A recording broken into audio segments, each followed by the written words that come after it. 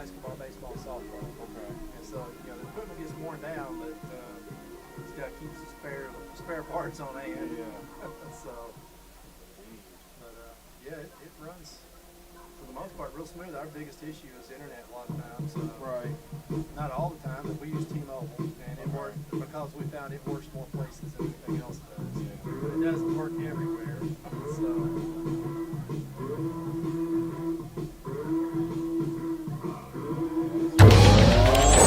Going the distance with local sports.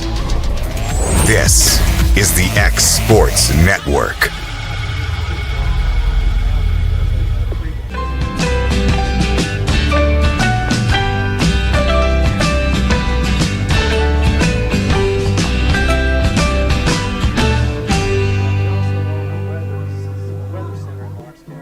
Here at Fields and Brown Barbershop, legacy means a lot. We're trying to fill big shoes left by my two uncles and my grandfather, where every haircut came with conversation and every customer left a little taller than when they walked in. The barbershop is about pride. It's about knowing your barber knows your name and your story. Come see us at Fields and Brown Barbershop, where tradition never goes out of style. 3 generations, 1 legacy, your barbershop.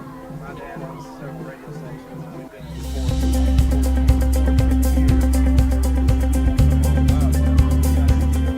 Arctic Air keeps your home or business comfortable. For more than 20 years, we provided outstanding residential and commercial services through southern Middle Tennessee. Whether you need assistance with your heat, air conditioning, preventive maintenance, or anything in between, trust our reliable team to get the job done.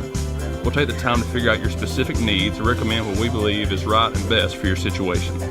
We've been using Arctic Air for over 15 years now. Their service is great, they're here when we need them, and their prices are competitive. They take the worry out of the heat and air so I don't have to. Arctic Air. When you need us, we'll be there.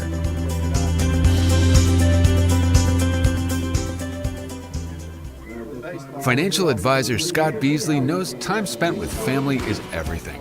As a founder of Beasley Wealth Management, his mission is to give clients the freedom to enjoy time with family without the burden of financial concerns. A local of Lawrenceburg, Scott deeply values building relationships with clients, ensuring they make informed decisions concerning asset management, tax planning, and retirement planning.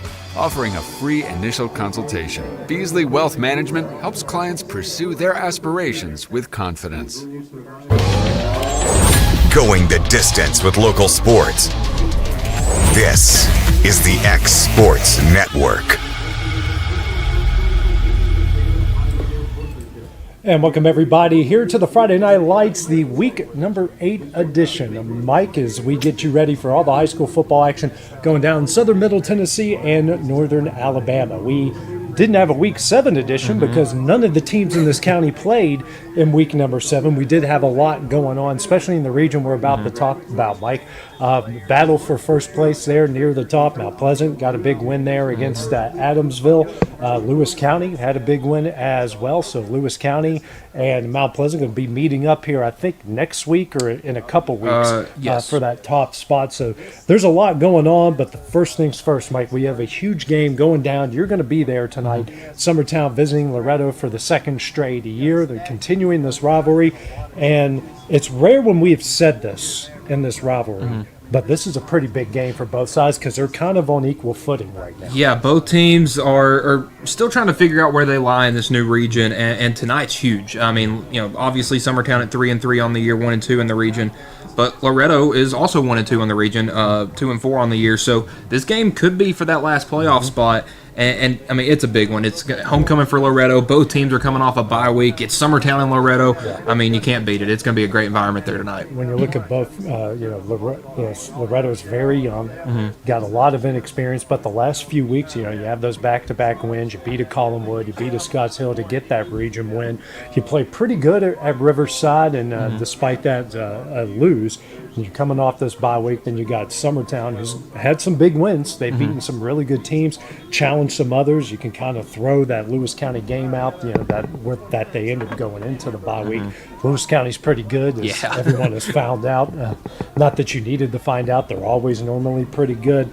So, this Summertown's kind of beat up a bit. You know, some of their depth has taken a hit. They've had some big, unfortunate injuries going on. So it is more even than I think most people realize. Yeah, I mean, obviously, I think that close Summertown Mount Pleasant score may lead people to believe that either Mount Pleasant's not as good or Summertown's really tough. But I mean, Loretto, other than their that Lawrence County and Lewis County games, which it doesn't seem like hardly anybody's playing those guys close from around here, but I mean, they've played tough. Their offense struggled with some consistency 2 weeks ago against Riverside. Obviously, 2 of those 3 touchdowns they scored were defensive touchdowns. So, looking to find a little bit more consistency in this offense, and what a better way to do it than against an in-county rival. Yeah, when Loretto is sticking with the run, kind of spreading it out, doing a lot of the things you see University of Tennessee does.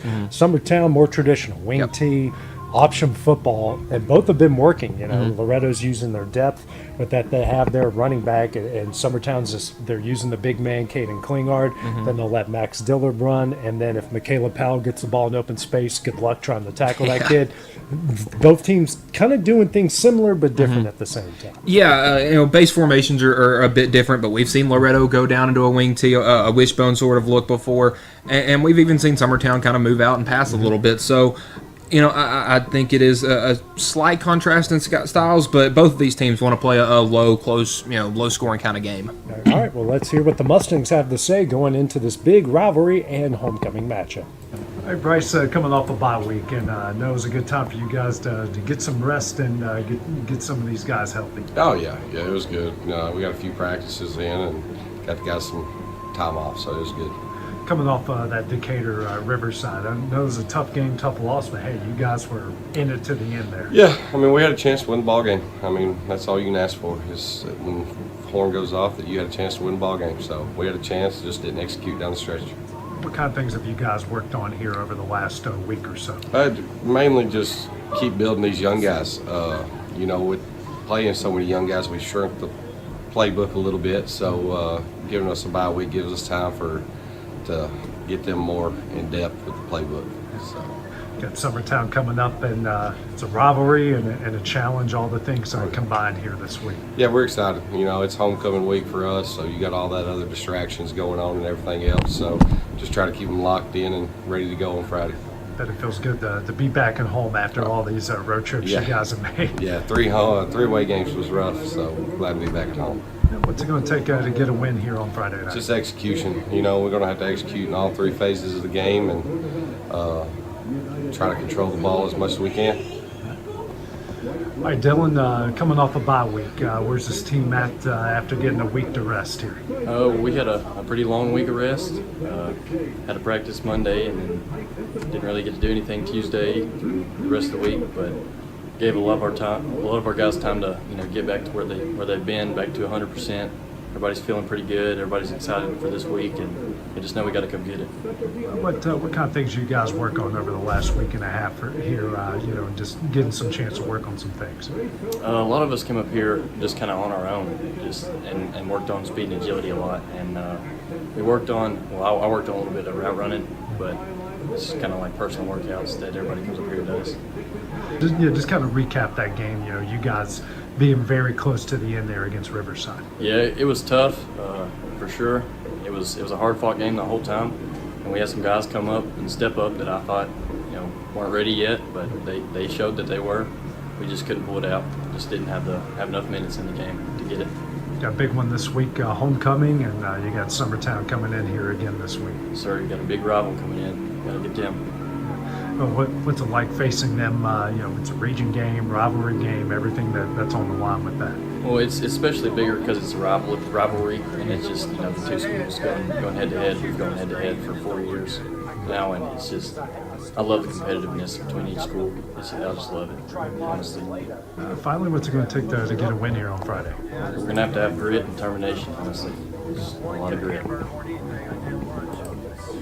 We heard what Loretto had to say going into this big rivalry game. Now let's hear what the visitors have to say. Summertown gets ready for week number 8.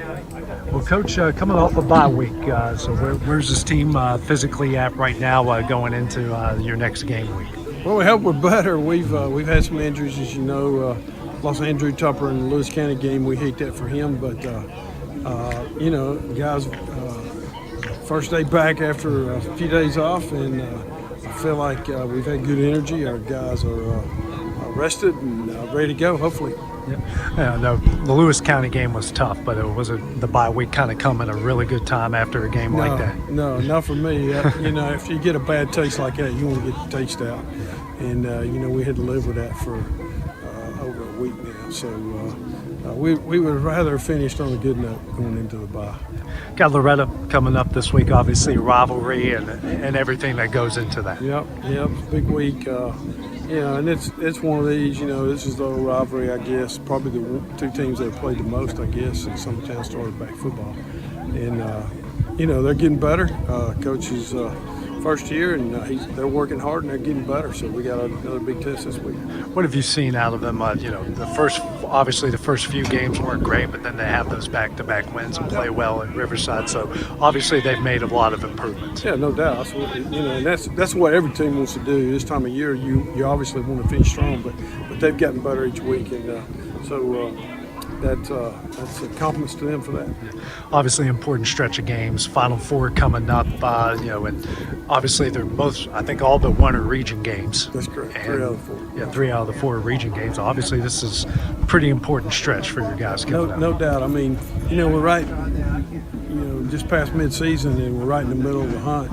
And I noticed our standings the other day, 2 teams at the top, 1 team at the bottom, everybody else is 1 and 2. So there's whatever that leaves, 4 teams, I guess, fighting it out. So, everybody's in the position we're in, but the key now is going to be who's going to finish. So we've always taken a lot of pride in finishing strong, getting better as the year goes on, and we hope that's the case over the next 3 or 4 weeks. What do you want to see out of your team here coming up on Friday night? Well, I feel like one big thing is that we're trying to stress to them today is fundamentals. When you get later in the year, sometimes you get sloppy on the things that, the little things. And if you can clean those up and get better at the little things, those are the things that turn into big things. And so we're trying to address little things, not too much scheme work, but trying to get better technique fundamental-wise. How important was last week's bye week for you guys to get healthy? It was really needed. We all needed a break, especially after that big loss. We all need to, get our minds focused, watch film, and we get an extra week to do all that to prepare for Loretto Friday. It's like you mentioned, coming off that Lewis County game, I know the team's a little beat up, but how important was it for you guys just to get off your feet and, rest a little bit? It meant a lot for sure, get a big vacation and, just get a big break. Big rivalry and obviously an important game for you guys. Absolutely. It's always a big rivalry down there. Some say it's bigger than Lawrenceburg, but, I say they're pretty even. You guys are obviously in the same spot, here in the region standing. So not only is it important rivalry-wise, but it's important for where you guys stand in the region as well. So they may be a 2-win team, but they're a good 2-win team. So we got to take every team serious. We can't just think that they're a bad team. They're a good team. They're a good team. We can't just lay down and just give up. Important stretch for you guys. 4 games left, 3 in the region. How important is it for you guys to finish strong here? It's very important to get a 3 seed, especially. We got to win out for sure. All right, Mike, what are the keys to the game as we go into tonight? A pretty big game here for the Mustangs and the Eagles. Yeah, I think for Summertown, just play their same style. Keep the clock moving, play it slow. Kind of try to beat Loretto up front. And for the Mustangs, I think it's going to be avoiding turnovers. That was and finding more consistency on offense. You say they scored 20 last week at Riverside. Well, that was 2 interceptions and a 72-yard touchdown pass. So it's a lot of big plays. They need to see if they can hit like a 10 or 12 play drive and take some time off the clock and prove that they can have those long drives, because I think that's going to be a key for helping Loretto down the stretch. Yeah, I think if Summertown can control the clock, it's their game. It's their game, and they did that to Mount Pleasant. Weren't able to do that to Lewis County, but if they can kind of play their game and control the clock, and keep it, if they can keep you under 20 and they can score over 20, that's kind of where they want to be. Yeah, and that's really been their way they've been doing things all season, and so far it's got them to a 500 record halfway through the season. So, Summertown's looking good, but Again, it's going to be a big game tonight, and you got to play to see who wins. Yeah, exactly. Because when you look at the region standings, you got Mount Pleasant, Lewis County at the top, Adamsville just behind, who have lost now, so they're in the third. So this is a battle for that fourth spot. Because you look, Riverside's pretty kind of far behind. Summertown still has to play them. Scotts Hill's down in the bottom there. Yeah. So, whoever wins this stands a pretty good chance of not securing yet that fourth spot, but you're sitting in that fourth spot. Yeah. Right now you got Lewis County and Mount Pleasant both sitting at 4-0. They've clinched spots pretty much. It's safe to say that. And then you have a four-way tie for the next four teams. Adamsville, Riverside, Loretto, and Summertown all at 1 and 2. Now, Riverside does have the tiebreaker over Loretto due to that head-to-head matchup. But that makes those games against Adamsville, against Summertown, so important, because if you want to try to make a playoff, if you're Loretto or if you're Summertown, those games coming up against Adamsville and Loretto and Riverside, you need to win them. Right, absolutely. Well, coming up next, Mike, Lawrence County coming off a bye week as well. They got a big game at Dickson County. We'll check that out when we return. Since opening our doors in 1904, Builtwell Bank has existed to be the local economic engine for the communities we serve. No matter if you're buying a car, saving for retirement, or finally buying that forever home, Builtwell Bank is here to help. From personal checking and savings accounts to a full suite of business and commercial banking with treasury management services, we'll make sure you'll have a dedicated Builtwell banker that understands your unique needs and stands by you every step of the way. No matter where you are in Tennessee or Northwest Georgia, there's likely a Builtwell Bank location nearby. Come see us and let our dedicated financial team help you with all of your banking needs. Member FDIC.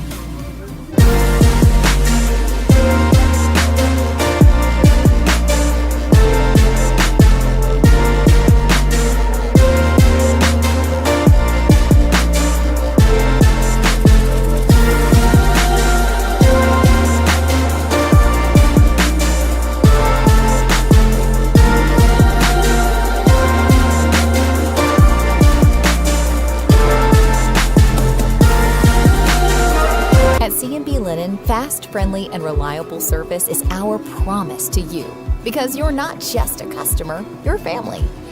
From multi-use linen to branded floor coverings and a complete range of cleaning supplies, C&B Linen is here to make sure you have everything you need. From our high-quality products to our fast, friendly, and reliable service, you'll experience the difference with C&B Linen, because you're not just a client, you're part of our family. You'll be winning with C&B Linen. Got a dent, a ding, a scratch, or a bent fender? Major or minor, Car Country Collision Center in Leoma can fix you up. Car Country works with all insurance carriers, gives free estimates, can work on foreign and domestic vehicles, and has experience you can trust. They've been in business since 1990. Unfortunately, accidents happen, but you can get your car back on the road with as little hassle as possible with the help of Car Country. Call 931-852-4708 or stop by at 2567 Highway 43 South in Leoma. Going the distance with local sports. This is the X Sports Network. Welcome back to our Week 8 preview of the Friday Night Lights. We just talked about Summertown, Loretto, their big game on homecoming, going down, big rivalry. Now Lawrence County facing a team they haven't faced since 2018. The Wildcats going to be taking on Dickson County on the road tonight. The game is actually at Creekwood. They're doing renovations to Dickson County Stadium. So the Wildcats, for the first, have been to Creekwood in recent memory, at least in X Sports memory. Our first football season, they went out there. So they'll be at Creekwood for tonight's game. Wildcats coming off a bye and coming off back-to-back losses, Mike, in region play. Tough one at Columbia, where they had some bright spots but couldn't sustain it. And then a game that Tullahoma was trying to hand them, and a game that they were about to take over, but 3 second-half turnovers just kind of doomed them, and they couldn't take advantage of the 19 Tullahoma turnovers. Yeah, and it feels like we're saying that almost every year. Is Tullahoma tried to hand that one to Lawrence County, and they just couldn't get it. Well, the good thing for Lawrence County, that game they played against Dickson County back in 2018, they won it 6-3. So they have a chance to, I guess you could say, start a winning streak, so to speak, against in this one. And I think it's a big one for Lawrence County, because you've talked about it. They've dropped 2 straight after starting the season 4-0, coming off a bye week. And you still got 2 region games, but you have this game in between to kind of try to figure things out, see if you can get things going, because then you got 2 big games against Franklin County and Lincoln County to try to secure a playoff spot. I'm at 19 penalties, not 19 turnovers. If you can't take advantage of 19 turnovers, you deserve it. You deserve it, but I'm at 19 penalties.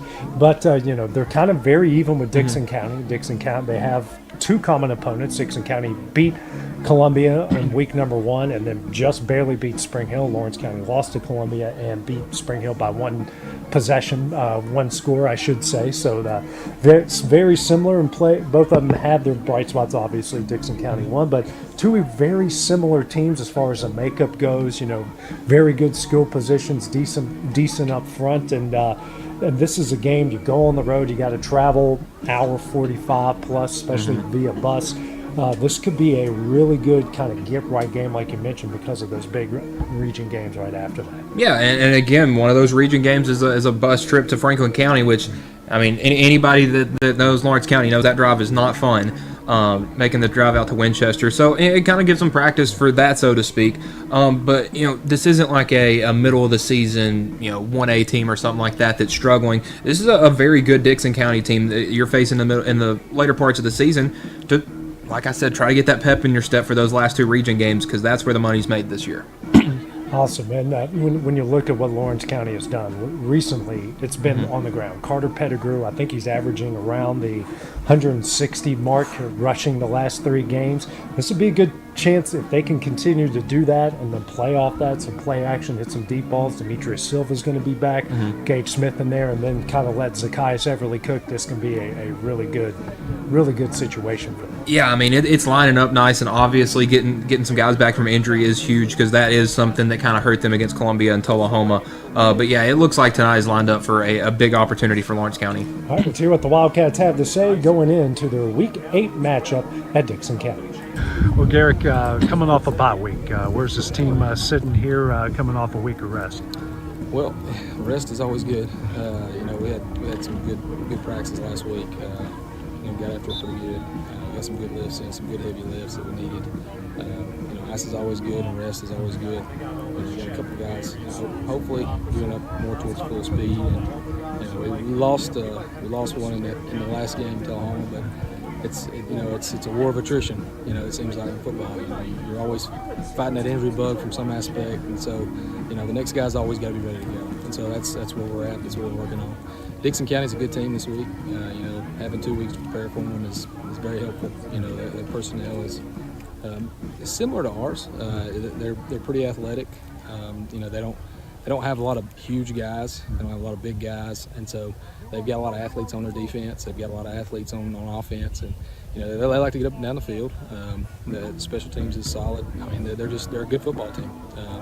And in a crazy scenario in which they come from the east or the west and we come from the east, we could meet again in the state championship. So, they're a 5A football team, so we expect a great challenge and we look forward to it.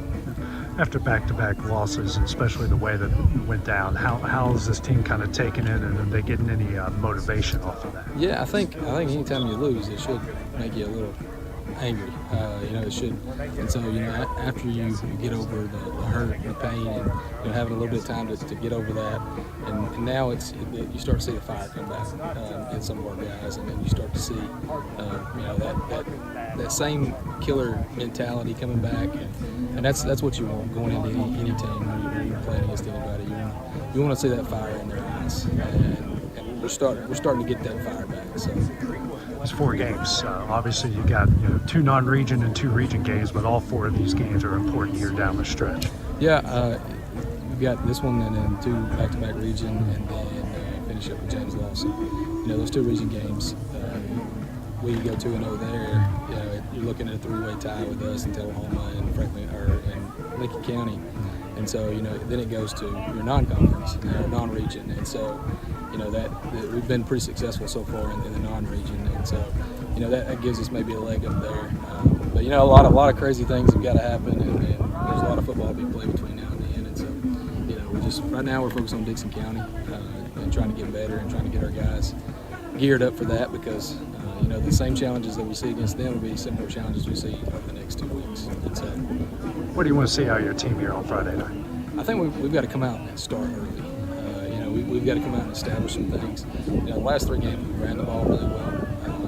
We've got to be able to, whatever they give us, we've got to be able to run, throw, attack from the quarterback position. We've got to be able to do that offensively.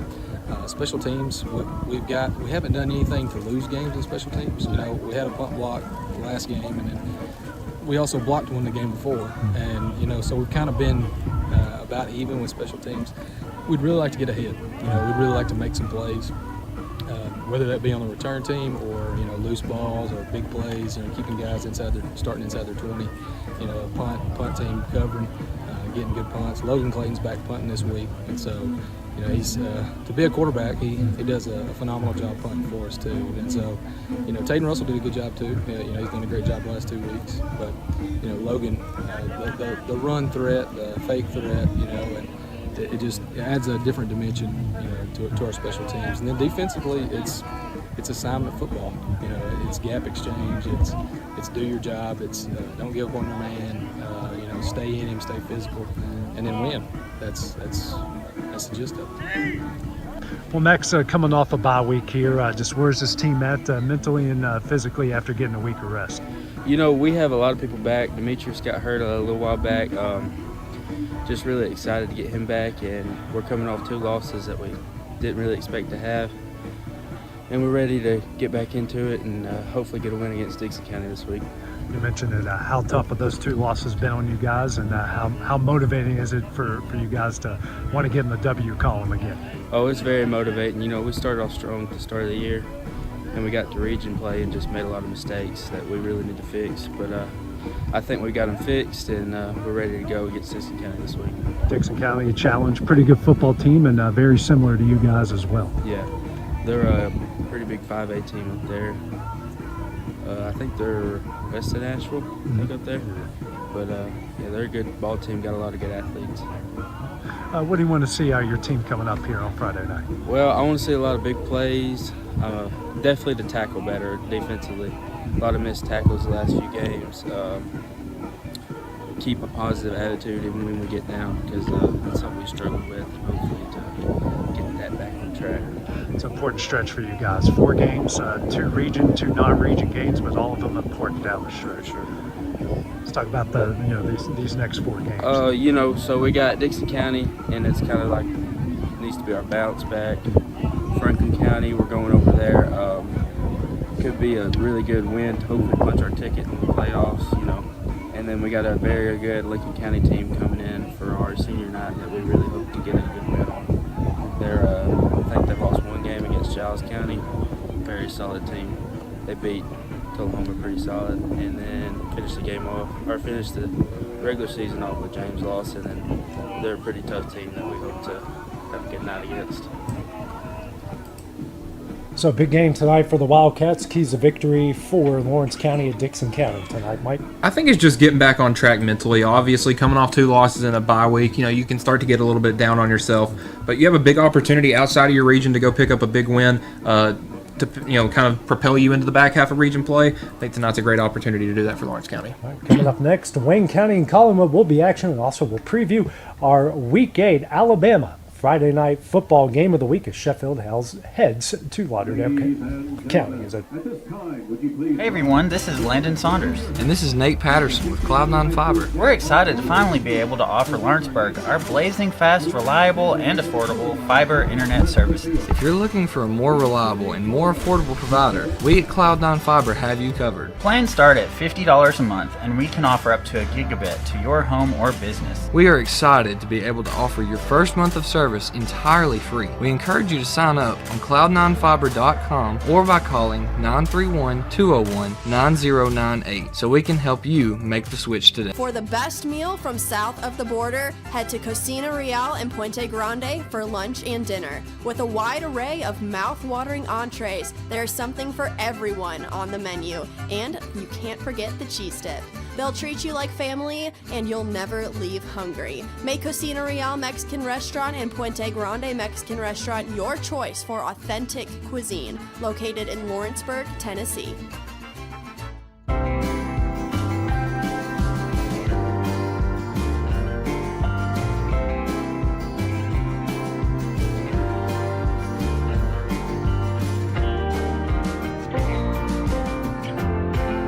I'm Mike Keith, and my friends at Elliott Johnson Insurance have a great partner in Auto Owners Insurance. Auto Owners makes it easy to get life, home, car, or business insurance. Let Elliott Johnson Insurance find the Auto Owners policy that makes a difference in your life. Call Elliott Johnson Insurance at one of their 3 locations, Florence, Loretto, and Lawrenceburg. Elliott Johnson Insurance, moving forward for our clients every day. Going the distance with local sports. This is the X Sports Network. All right, Mike, back here on week number 8 of the Friday Night Lights, getting you ready for all the high school football action, Southern Middle Tennessee and Northern Alabama. Let's go over to Wayne County. The Wildcats 2-1 within their region tonight. A chance to go to 3-1 as they host Cornersville. Yeah, I've seen Cornersville this year. We're really good to start the year. Have suffered some injuries since then and haven't been as tough. I think it's a good opportunity for Wayne County to try to get their first win streak of the year. You know, it's been a tough year for them as well, but have won 2 of their last 3 against Brewston and Perry County. So if they could pick up a win against Cornersville outside the region, I think that sets you up nicely for the last 2 weeks of the season. Right, that is outside the region. But they're 2-1 in the region, 3-4. This can get them to 500 here at 4-4 because you mentioned they've beaten Brewston, they've beaten Perry County. Collinwood's sitting there at number 4. Yep. Unfortunately, they've got McKenzie tonight, who's at the top of the region. Wayne County's 1 lone loss is to McEwen, who's 1-0 sitting at number 2. But Collinwood's got a decent chance here if they can beat. They've already beaten Hollow Rock. I mean, McEwen is who Collinwood. They've just lost to McKenzie. Yeah. They've got McEwen tonight. So if they can, they've kind of had McEwen's number the last couple times. If they can maybe pull off an upset, it's certainly they can solidify themselves in that top 4 with that. Yeah, I think it's very plausible because obviously that region struggled a little bit. McKenzie obviously the top dog, but I mean really other than that, you have Wayne County, McEwen, Collinwood, Brewston, really all kind of right there fighting for that last spot. Yeah, absolutely. And in our Northern Alabama game of the week, Lauderdale County hosting Sheffield, 2 teams that know each other pretty well, 2 pretty talented teams. Lauderdale County trying to get back here on the right track. Yeah, Lauderdale County obviously started the season off well, 3-0, but then once they got in the middle of the region play, they ran into the Brookses and the Mars Hills of the world, which I mean, if you can, nobody's done it yet, but if you can beat Mars Hill, more power to you. Yeah. But now back into a more of a, I'm not going to say necessarily like on their level or anything, but more of a not a traditional power in Sheffield. They've struggled a bit this year with their defense giving up a lot of points. So I think this has a chance to be a really high scoring game tonight, and it's going to be a fun one. Yeah, it's going to be a packed house. It is homecoming there for the Tigers, so should be a lot of fun. So kickoff for all these games will be at 7 o'clock tonight. And always, you can check out the highlights going down tonight on the final score. Going the distance with local sports. This is the X Sports Network.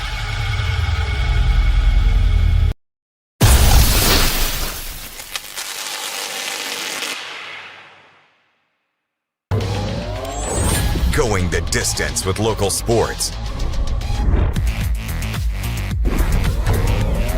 This is the X Sports Network.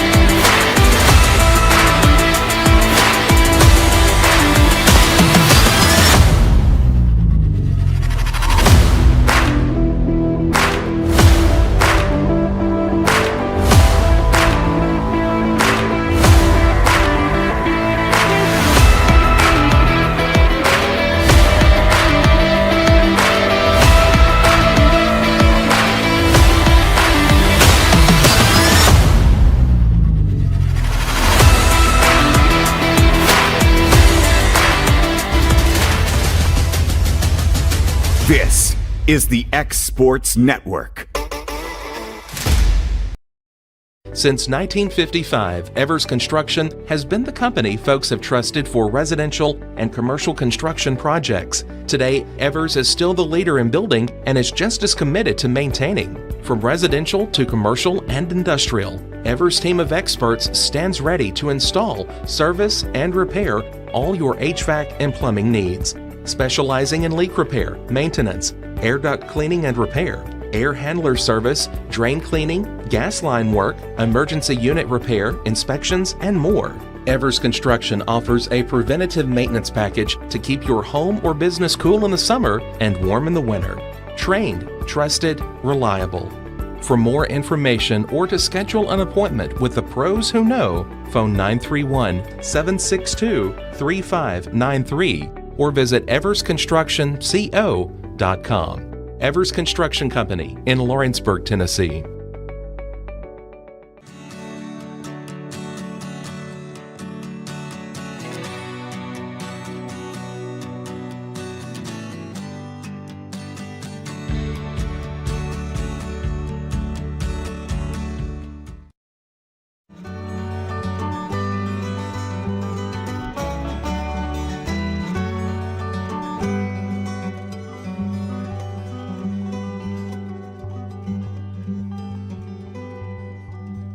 Comprehensive care with a compassionate touch. That will always be the guarantee at Encompass Healthcare in Etheridge, Tennessee.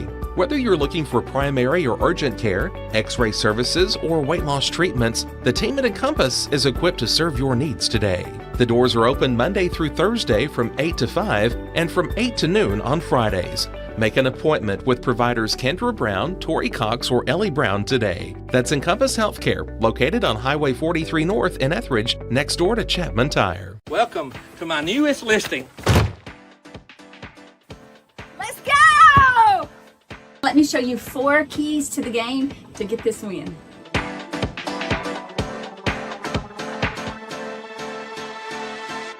Number 1 is this beautiful kitchen.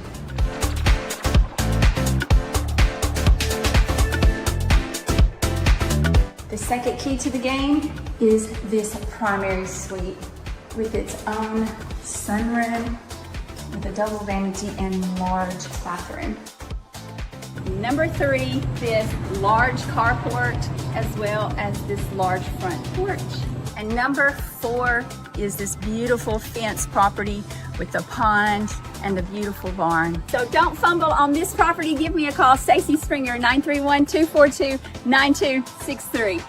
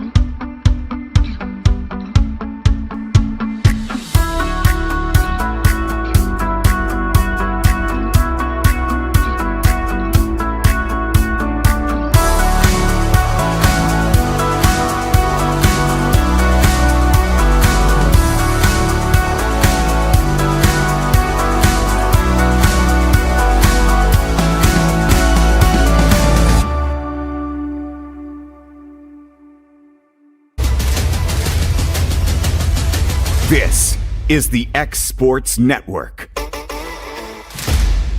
And welcome everybody to Creekwood High School, the site for tonight's TSSAA Class 5A non-region showdown featuring the Wildcats of Lawrence County and the Cougars of Dickson County. This is AJ Good on the X Sports Network bringing you the matchup tonight. My producer tonight will be Kevin Wright. Taking a look quickly at both sides in this game, Lawrence County, the visitors, coming in at 4-2 overall, 0-2 within the region. Head coach in his first year is Garrick Barnett. For Dickson County, 5-2 overall, 1-2 within the region. Their head coach in year number 4 is Jeff Tomlinson. He has a 18-21 career record with back-to-back playoff appearances for the Cougars. Barnett in his first year trying to lead the Wildcats to the playoffs for the first time since 2015. This is just the third all-time meeting here between these two in their history. Last two meetings coming in 2017 with Lawrence County winning at 2017-2018. Lawrence County won at Dickson County in 2017, 29-16, and then Dickson. Well, I've got it backwards, actually. Dickson County won at Lawrence County in 2017, 29-16. The Lawrence County won at Dickson County 6-3 in 2018. You might be asking, well, why are we at Creekwood and not at Dickson County? They are renovating Dickson County Stadium, which is why we are playing the game not too far from Dickson, just down the road here in Creekwood tonight. So, taking a look at the stars to look at for both sides. Starting first with with Lawrence County. Logan Clayton at quarterback, over 830 total yards, 11 total touchdowns, just 3 turnovers, a fumble, and 2 interceptions. Carter Pettigrew, team's leading rusher, 754 yards and 8 scores. No Demetrius Silva for tonight's game. The man to look out for, Trey Irizarry, 10 catches. Zacchaeus Everly, 461 total yards, 3 scores. Gage Smith, 11 catches, 123 yards, and 3 touchdowns. For Dickson County, at quarterback, you'll see a combination of DeMarcus Strickland and Caden True. And Tristan Brown will be at running back, followed by Devin Dugan. Your wideouts will be Ellis Hamrick and Dylan Adams. Don't have much information about these teams as far as statistics go. Lawrence County won the toss and has elected to defer and to kick it away. Lawrence County, the all-white uniforms, purple helmets, and Dickson County, the all-blue uniforms with the white helmets. Thatcher McDonald on to kick it away here for Lawrence County. Back deep to return is Xavier Taylor, Tristan Brown, and that looks like Easton Carr. Excuse me, that is Carson Shadowins. So Lawrence County not known as a team that will kick it deep here. They'll do a combination of onside, some squib kicks, all of the things above. McDonald's pretty good at doing it. Again, it's a non-region matchup here. So it doesn't hurt you as far as getting into the playoffs, but what it does do, in case of tiebreakers, how the regions work out, specifically Lawrence County's, is that if it comes to a tiebreaker, you have a better non-region or non-conference record, you more than likely will win the tiebreak, especially if you have similar things going on. So McDonald fakes a kick and we'll get ready to go. Cougars will have the ball first. See what the Wildcats do to start it off. McDonald, a high end-over-end kick. That will land. No one went and got it. And then Lawrence County might have the football. Nope, and a break for Dickson County. They come up with it. They'll have it at around the 25-yard line, and that's where they will take over first down and 10. A dangerous kick. Almost disaster for Dickson County. Looks like the ball is at right on the edge of the 25-yard line, and that's where the Cougars will take over first down at 10. If you hear me struggling trying to figure out where the teams are tonight, the lines aren't exactly painted in NFL style, so it's kind of hard to sometimes see what's going on. Motion comes here from Dickson County. Be a hand up the Brown over the right side. He's got a little bit of room. He will squeak out towards the 32-yard line. That's a 7-yard pickup. Second down and 3 coming up. Really good first down run by Dickson County. They'll get on the ball and work quickly. It's a pitch. Strickland out the Brown. And Brown will get enough for the first down. He gets taken out at about the 37. And that will be a Cougar first down. Dickson County likes to get on the ball and go quickly. Looks like we got power formation with Brown behind Strickland here out of the pistol. Hand off to Brown, tries to take it up the middle, and not much going on that one. He might pick up a yard. Second down and 9 going up. A good job by the interior, the Lawrence County line. Max Taylor, Tayden Russell combined on the stop. Second down and 9. Flip the formation. 2 receivers to the right. Double tight ends on the edge there, both of them to the right, as Strickland will call an audible here. Brown will now flip to his left out of the shotgun. Hands up the middle, and he lost the football. Lawrence County's got it at the 46. Gage Smith falls on it, and the Wildcats will take over from there. What a break for Lawrence County. They've done a great job at causing turnovers and recovering them, and they have it on the Cougar 46-yard line. A great start to the game at 10:56 here in the first quarter.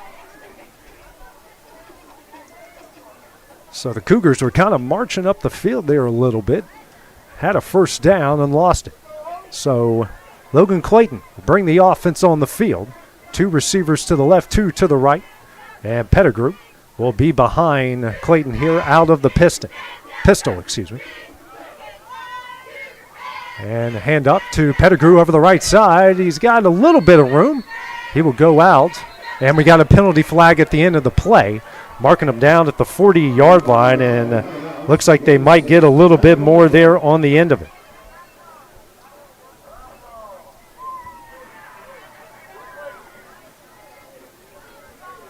Looking for the wide hat here. Ball's at the 40. That was a 6-yard pickup by Pettigrew.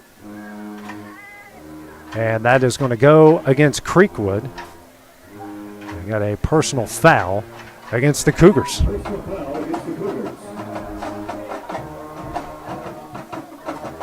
So that will take it all the way to the 25-yard line. 15-yard penalty, first against the Cougars. Hand off the Pettigrew up the middle. Breaks a couple tackles, and he will get out to the 22-yard line. 3-yard pickup, second down and 7 coming up. The Wildcats already knocking on the door of the red zone. Just 10:30 left here in the first quarter. 3 receivers to the left, 1 to the right. You got Pettigrew behind Clayton here out of the pistol. Clayton will lob it up, and it is caught. A great job on the outside. I actually know they're going to say it was incomplete. Thought it was caught, and they're going to say it was incomplete. He might have been out of bounds when he caught it, so 3rd down and 7 coming up.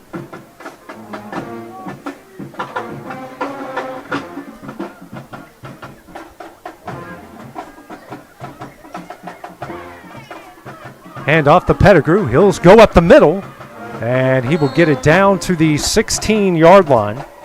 It's a 6-yard pickup, so it's 4th down and 1 coming up. So Wildcats going to bring in the heavy package.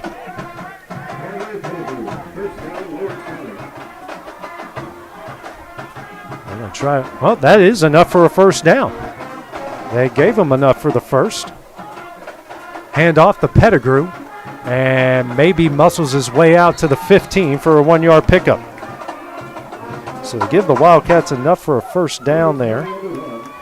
And then Pettigrew goes 1 yard to bring up 2nd down and 9. I thought he might have been a yard short, but they gave him enough for the first. Now timeout is going to be called by Dickson County's Jeff Tomlinson, and he is not happy.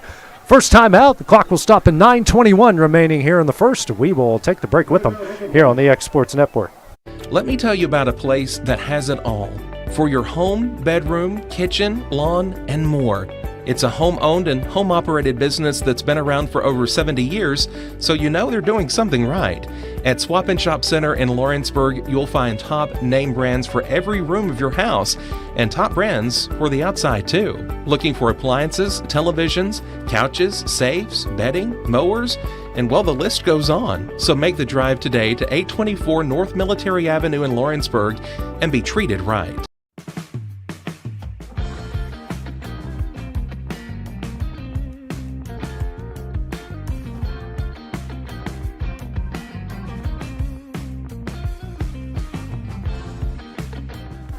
So Dickson County calls their first time out, did not have the right personnel in. 9:21 remaining in the first. Wildcats have it at the Cougar 14-yard line.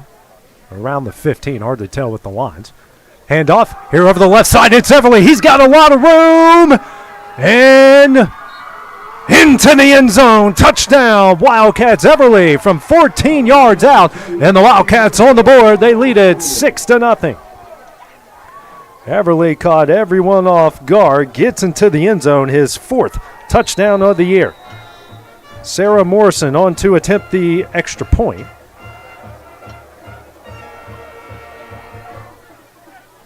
So far, she is 23 of 24 on the season in extra points. Kick is up, and the kick is good. Now make it 24-25. The Wildcats lead it 7-0. 9:15 remaining here in the first. We'll have the next Cougar Drive. We return on the X Sports Network.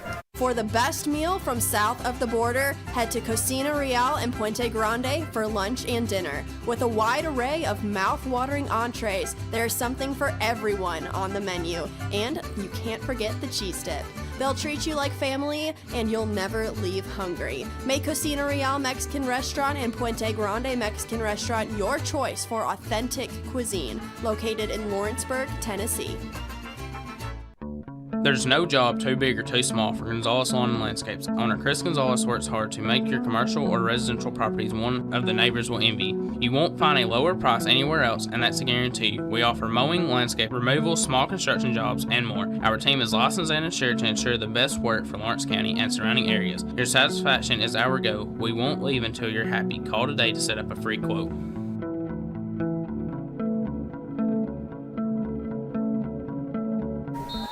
6-play, 46-yard drive capped off by Zacchaeus Everly's 14-yard touchdown run, his 4th of the season. The Wildcats, after the Sarah Morrison extra point, lead it 7-0 with 9:15 remaining here in the first. Thatcher McDonald on to kick it away.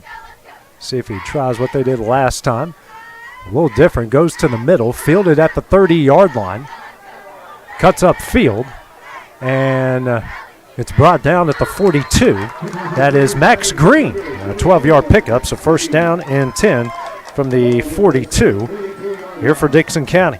Had fumbled on their last drive.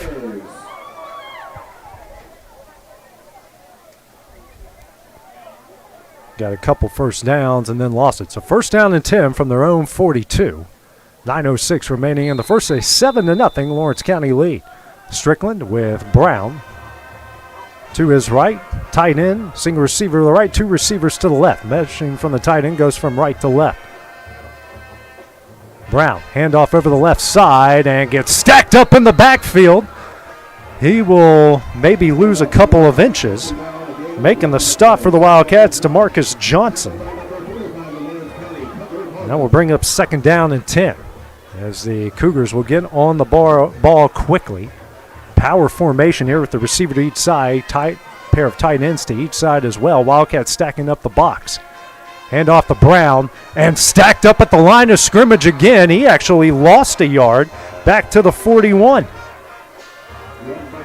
Tayden Russell, the first guy there, now comes up third down and 11, the first third down situation here for Dickson County in the game. Maybe third down and 10.5, but we'll call it 11 because he got hit right at the 41-yard line. 8:15 on a rolling first quarter clock. Strickland rolls out. Here comes pressure. Goes to his right. The throw. And will fall incomplete. Maybe potentially had interference there, but since the intended receiver in Dustin Navarro was out of bounds, it will fall incomplete. So that will bring out the punt unit here for Dickson County. Speaking of Navarro, he will go back and punt. Back deep to return for the Wildcats is Zacchaeus Everly.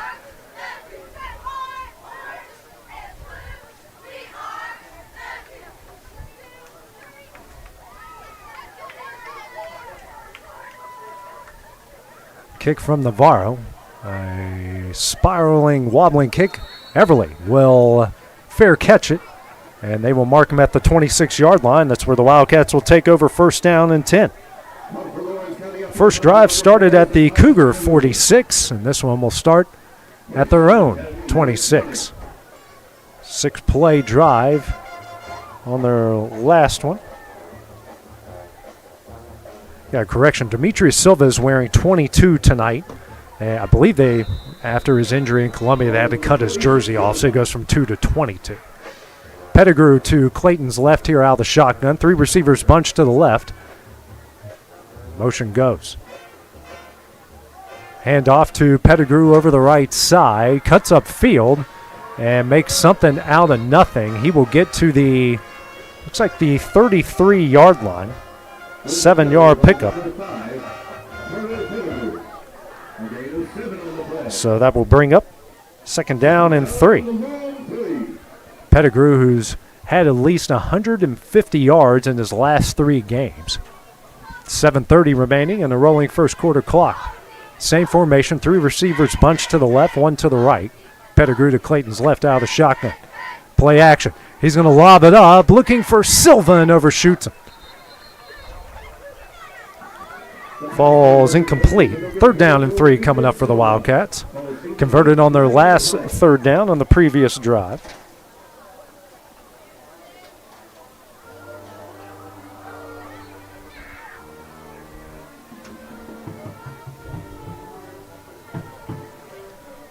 Clock stops at 7:16 here. 3rd down and 3 coming up. Well, something happened. We had a penalty, actually. It's holding against Dickson County, and that will give the Wildcats a 1st down.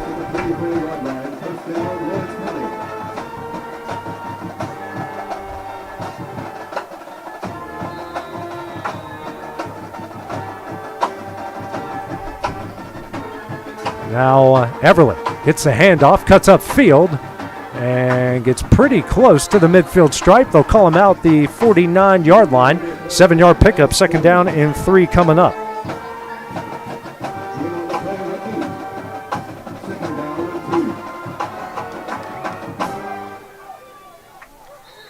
And then we're going to get a penalty here. Flag on the play.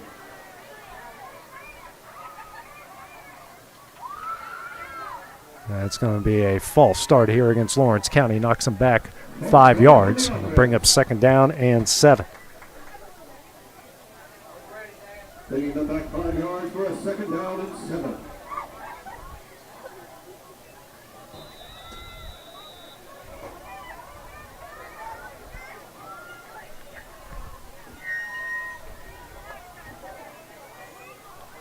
Now Clayton.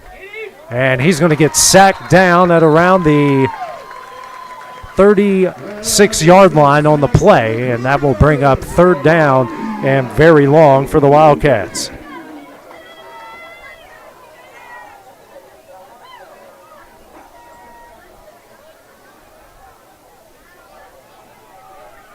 Clayton and company.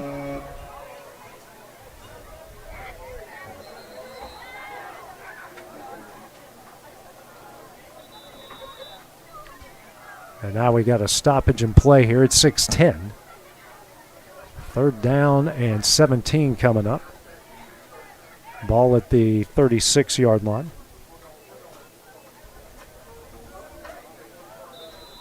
Loss of 10 on the play. And we'll get back going. Looks like Everly's now in the backfield. Reverse out to Clayton. Clayton rolling, looking for somebody, throws downfield, and Smith tried to make the catch. Rolls up short. And we do have a penalty flag on the play. See, might have a couple on the play.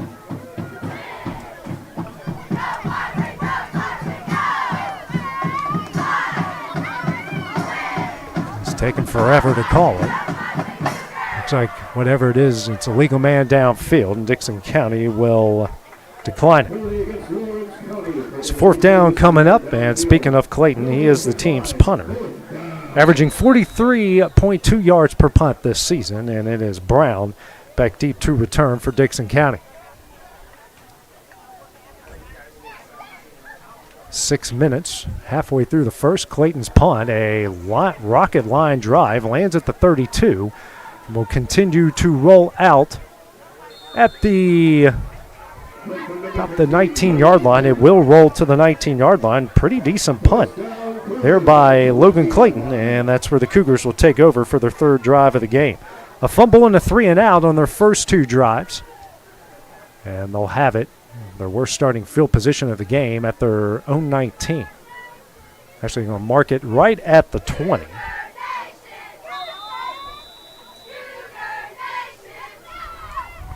First down and 10 from their own 20. Receiver to each side, and 2 tight ends here to the right. Brown beside Strickland out of the shotgun. Hands up to Brown up the middle, and not much going there. And he might have lost a yard again. First on the stop for the Wildcats was Aiden Maynard. And they said actually he picked up a yard. So 2nd down and 9 coming up.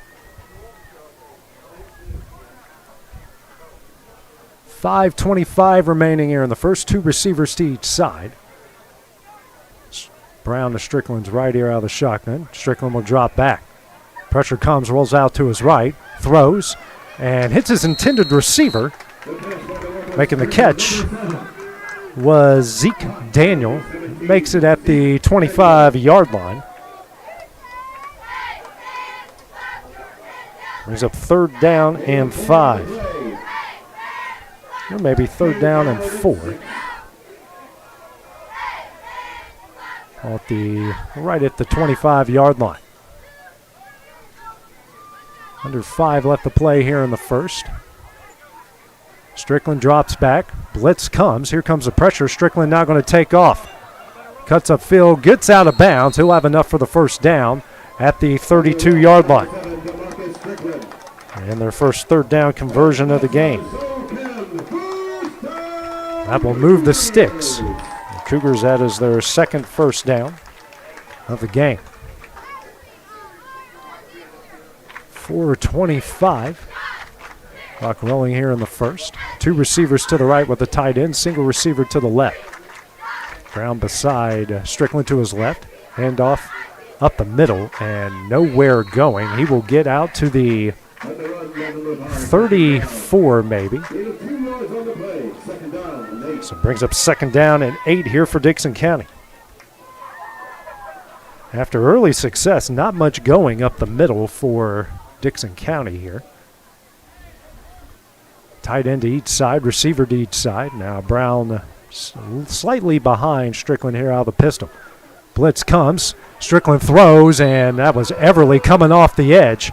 Forces a quick throw and an incompletion. That will bring up 3rd down and 8.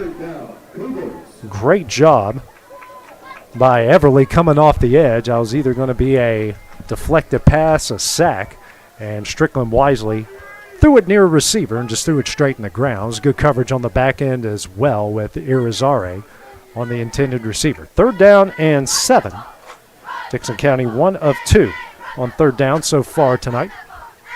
2 receivers with the tight end to the left, single receiver to the right. Strickland rolling out to his right, pressure comes, and he drops it off to Brown. Brown will get enough for the first down. He'll get in the Wildcat territory. Still going and dragged down at the 30-yard line. A big play there, and that is a big gain for another Cougar first down. So back-to-back 3rd down conversions. Wasn't hardly anyone around Brown on the play. Clock rolling, 3:20 remaining here in the first. 2 receivers tied into the right, single receiver to the left. Strickland fumbles it, ball goes, Lawrence County has it! The 29-yard line, another turnover by Dickson County, and the Wildcats will take over.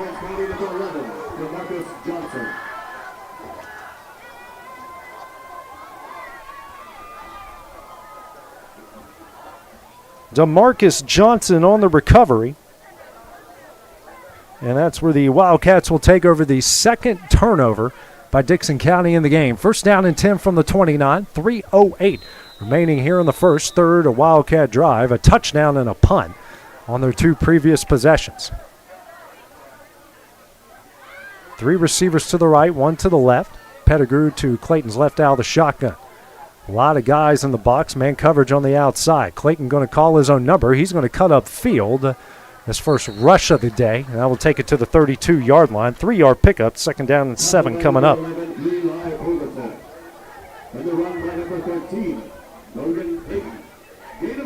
So, Clayton's first carry of the game. Clock under 2:45. Wildcats back on the ball. Now the 3 receivers to the right are bunched up. Clayton calls his own number to the right side. Makes one guy miss and gets out near the line to gain. Pretty close. We do have a flag, and I think that's going to be a block in the back. It's right at where Clayton made the man miss.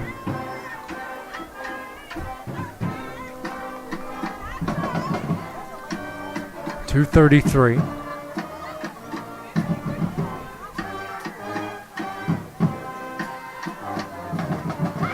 Will go against the Wildcats. Be a, whenever they decide to call it, a block in the back.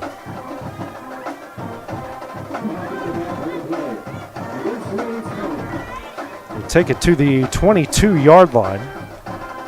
10-yard penalty makes it 2nd down and 17.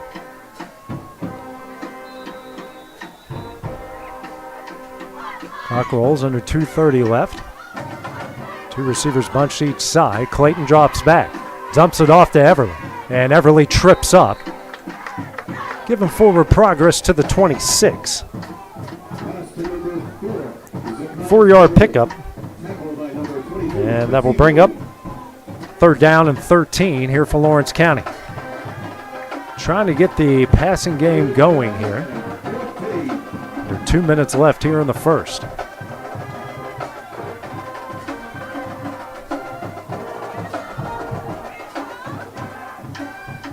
Two receivers to each side. Pettigrew to Clayton's right out of the shotgun. Motion comes from Everly. Play action. Here comes pressure. It's a screen to Pettigrew. Pettigrew does make one. Nope, doesn't. A good tackle there on the outside by Eli Overton. And they will get him down at the 25-yard line. That's a loss of 1, and that will bring up 4th down and 14. Punting unit will come out. Clayton to kick it away again. Decent punt the last time. Brown with his heels on his own 41-yard line, back deep to return. About to hit the minute mark left in the first. Clayton. High wobbly kick. Actually a pretty good spiral. That lands. Will continue to roll, and that will roll right at the 30-yard line. Another good punt by Logan Clayton.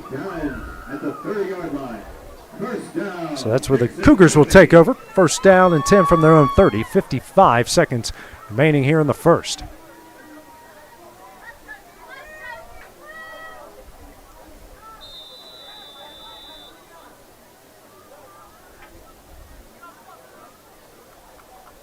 So Clayton averaging 45 yards. That's back-to-back 45-yard punts.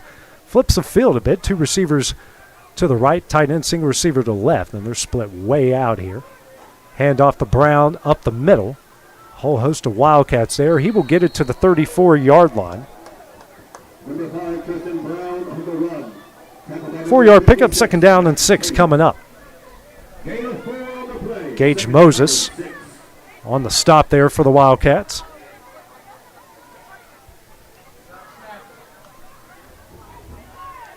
Two receivers tight end to the right, single receiver to the left. Brown to Strickland's right. Hands off to Brown, and Brown gets to the 35. Taden Russell on the stop. That'll bring up 3rd down and 5, and that might be the final play of the first quarter.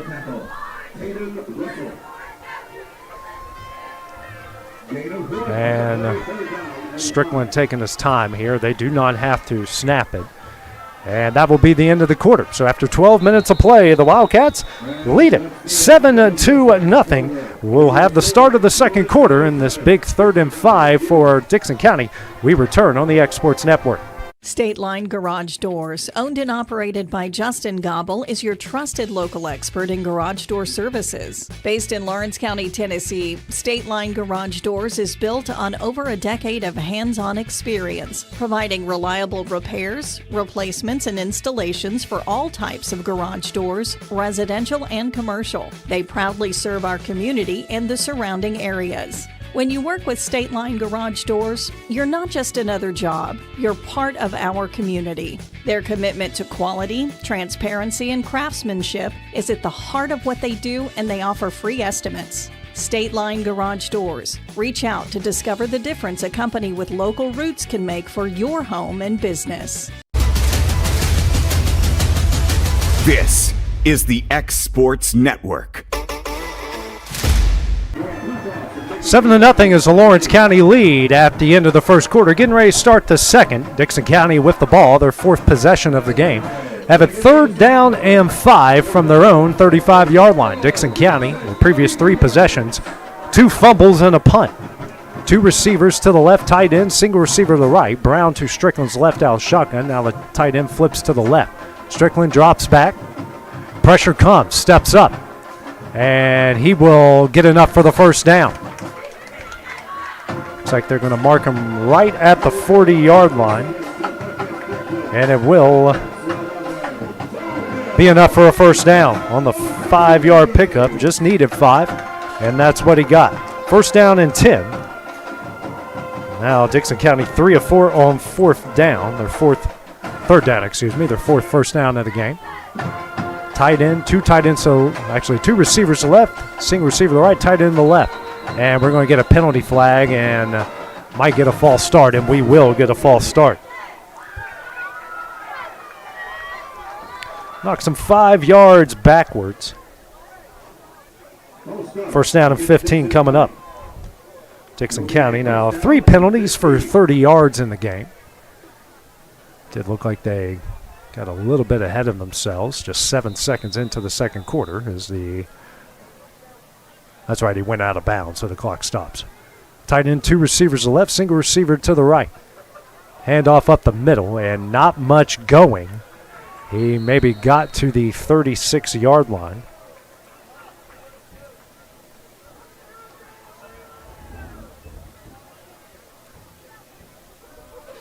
That was Devin Dugan. Picks up 1, second down and 14 coming up. Actually, that was Quincy Blue on the run.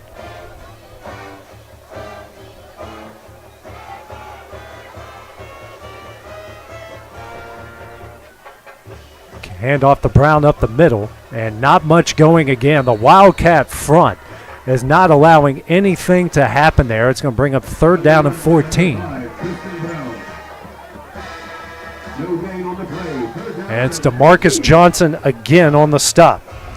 Man, he has been everywhere. He's got a fumble recovery and a bunch of tackles tonight. 3rd down and 14. He might have actually lost a yard on the play. 10:45 remaining in the half. 2 receivers, tight end to the left, single receiver to the right. Brown to Strickland's right out of the shotgun. 3rd down and 15. Looks like man coverage on the outside. Strickland drops back. Throws over here to the right side, overthrows his intended target. That was Navarro, and it'll bring up 4th down. Everly was all over him, so even if he would have made the catch, Everly probably would have made the stop there. So Navarro will go back and punt, his second punt here of the evening. And speaking of Everly, he is back deep to return. As the lone touchdown of the game, a 14-yard run on their first drive after the first Dickson County turnover. Navarro, pretty good punt his last time. Pressure comes. He got close. It's a high squibbing kick and actually goes backwards. And they will have it there at the 43-yard line. And the Wildcats actually with pretty decent starting field position here. And that's where they'll take over first down and 10. Their second best starting field position. The other was when they got the fumble at the Cougar 46. And the big old machine playing Rocky Top on the other side of the field. here at Creekwood High School. They're doing renovations over at Dickson County's field, so Creekwood just a few miles away. That's why we're here. Two receivers to each side bunched up on the line of scrimmage. Now Pettigrew split out to the right, a 5-wide look. Motion. Hand off to Everly. He's got a lot of space on the outside. It cuts up and actually reverses field. He's going to direct traffic. He's in the Cougar territory. Lots of Cougar territory. He's still going and might have a penalty flag on the play. They will mark him out at the 25-yard line. See if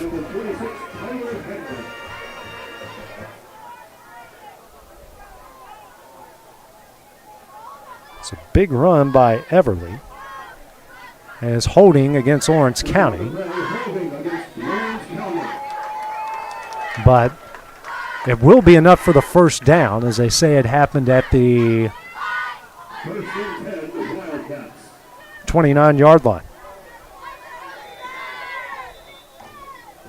So will be enough for a Wildcat first down.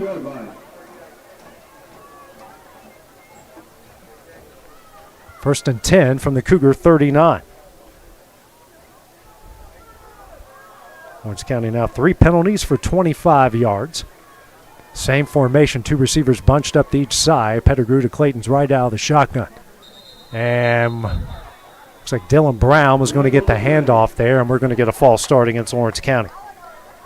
Each side being victimized by these little false starts that will take it back to the Cougar 44. First down and 15, 9:36 remaining in the half. First down and 15. These little nicks can turn into something dangerous if you're not careful.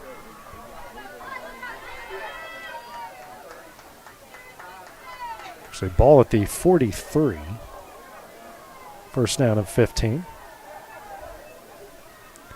2 receivers split out wide each side. Pettigrew behind Clayton out of the pistol. Pettigrew will get the handoff, goes over the left side, and he will pick up the penalty yards and a little bit more. He will go to the 35-yard line. Really good pickup by Pettigrew of 8 yards. Second down and 7 coming up. Actually to the 36, so second down and 8. Did go out of bounds, stops the clock at 9:07 here in the half. Same formation, 2 receivers to each side. Pettigrew behind Clayton out of the pistol. Dickson County, a lot of guys on the top of the line. Clayton, we got an RPO. Clayton, and finally just takes off. He should get enough for the first down, almost taken out there at the end. He will pick up, or he's very close to the first down. And it will be enough for the first down. Got it to the 29-yard line. A really good run there by Logan Clayton.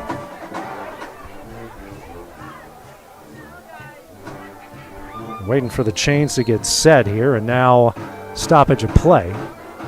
Telling the chains to back it up. Ball spotted at the 28-yard line.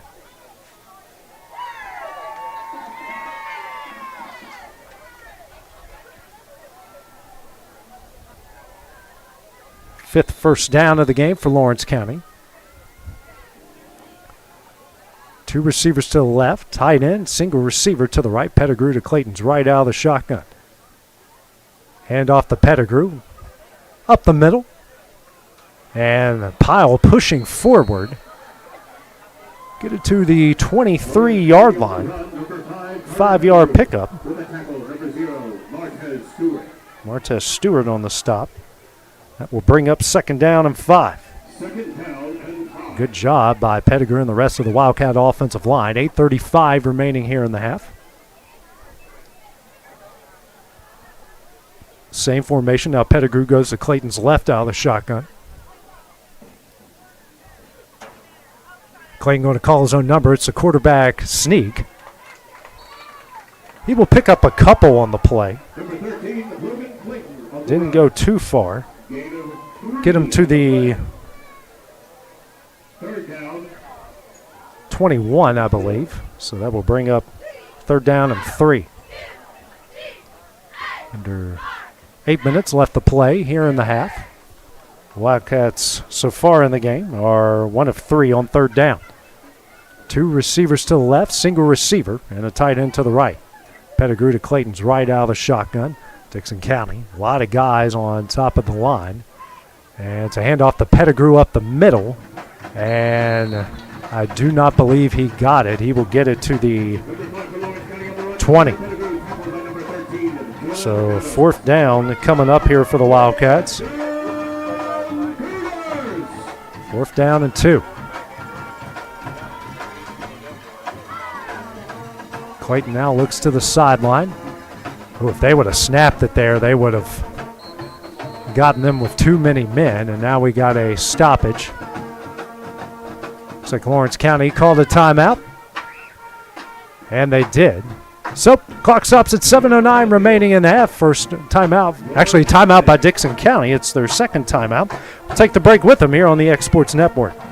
Gifts and goodies galore await you at Miss Millie's in downtown Lawrenceburg. From brands you know and love, like E. Newton Jewelry and Tyler Diva Wash, to unique specialty gifts, you will find it all here. Whether you're looking for the perfect gift for someone you love or shopping for yourself, shopping local is the way to go. We have home goods, women's fashion and accessories, baby items, and lots of seasonal decorations. Our friendly staff will welcome you in, help you find what you need, and even package your gifts for you. Also, we can't forget to tell you about our popular bridal registry. Future brides can come and create their perfect registry with us. So stop by Miss Millie's today. We're located in the northeast corner of the square in downtown Lawrenceburg.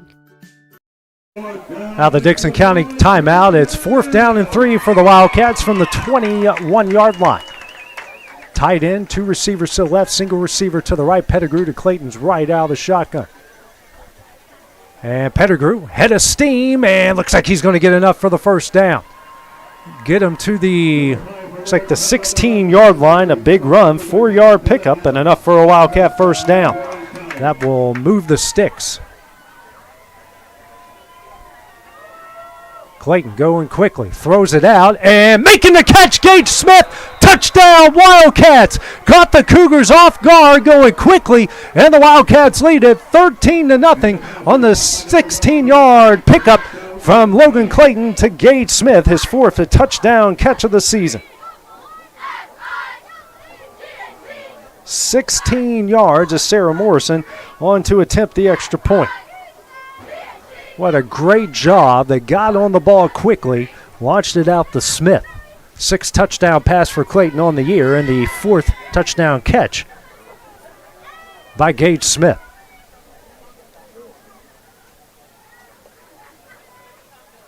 Snap back, the kick is up, and the kick, you know it. It is good. 6:51 remaining in the half. Lawrence County leads at 14-0. We'll have the next Dickson County drive when we return on the X Sports Network. There's no job too big or too small for Gonzalez Lawn and Landscapes. Owner Chris Gonzalez works hard to make your commercial or residential properties one of the neighbors will envy. You won't find a lower price anywhere else, and that's a guarantee. We offer mowing, landscape removal, small construction jobs, and more. Our team is licensed and insured to ensure the best work for Lawrence County and surrounding areas. Your satisfaction is our goal. We won't leave until you're happy. Call today to set up a free quote.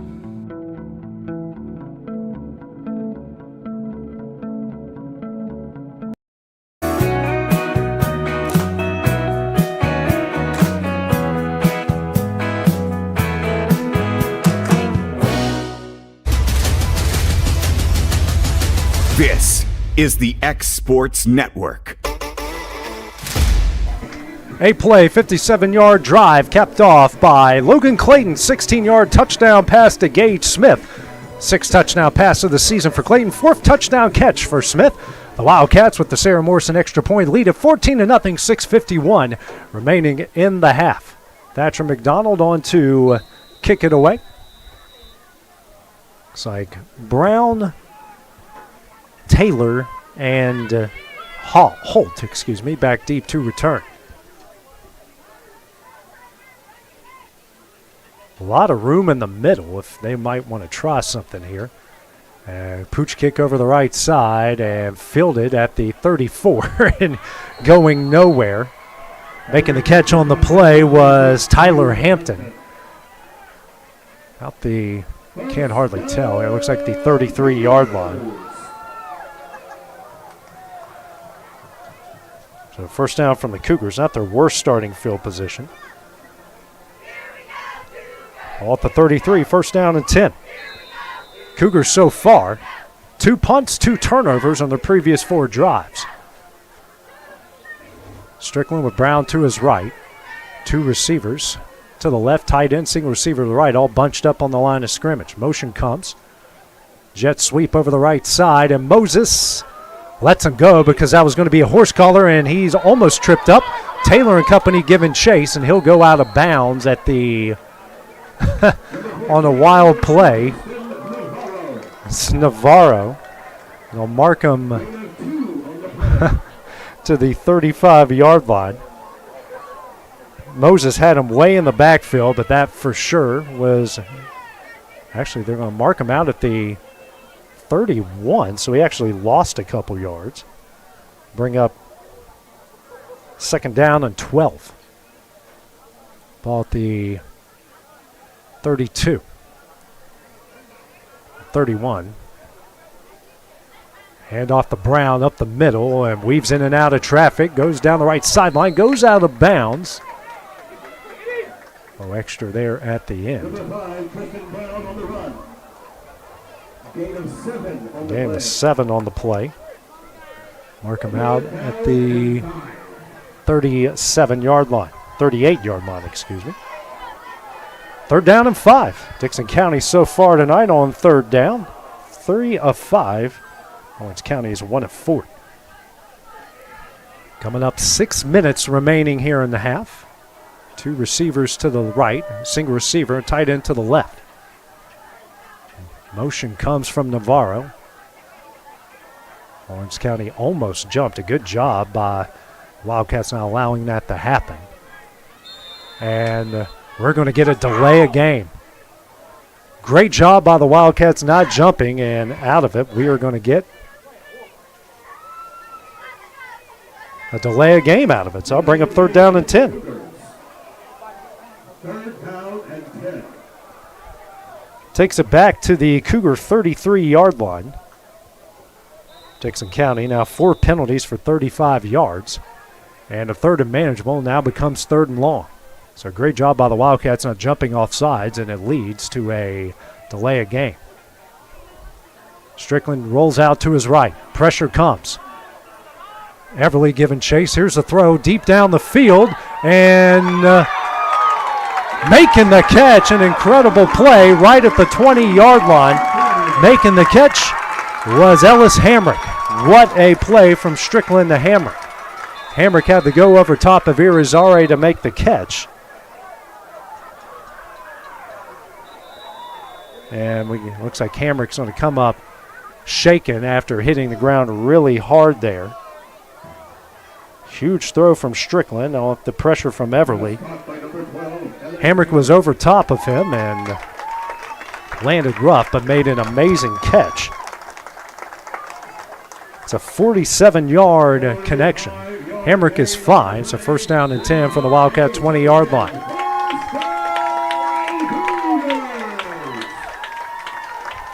Hamrick, a very big body, made an amazing play there.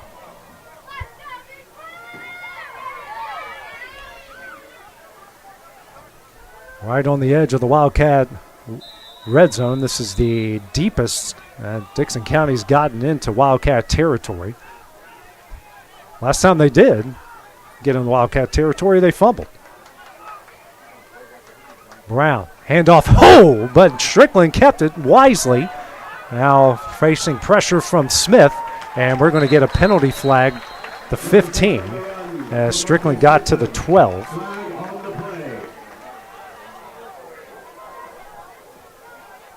Let's see what they call here. It's an 8-yard pickup if it holds.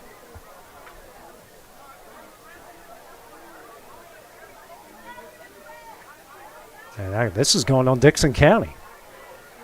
This is going to be a face mask against Strickland as he went to Gage Smith on the face mask play. So a rare face mask call against the offense. happened at the 15, and they will knock it back to the 30-yard line and replay first down.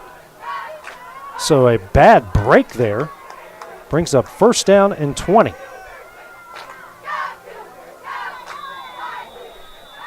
And now a penalty flag on the play again, another penalty flag. And a delay of game against Dickson County. So the penalties continue to rack up against the Cougars. It seemed like a pretty quick delay of game, I'm not going to lie. So what was first down and 20, or would have been second down and 2 from the 12, is now first down and 25 from the 35. 4:33 remaining here in the half. Strickland hands off to Brown, and Tayden Russell meets him quickly in the backfield at the 39-yard line. Incredible play by Tayden Russell, his second tackle for loss tonight. That'll bring up second down and 29. Second down and 36. Is it 36? Who knows?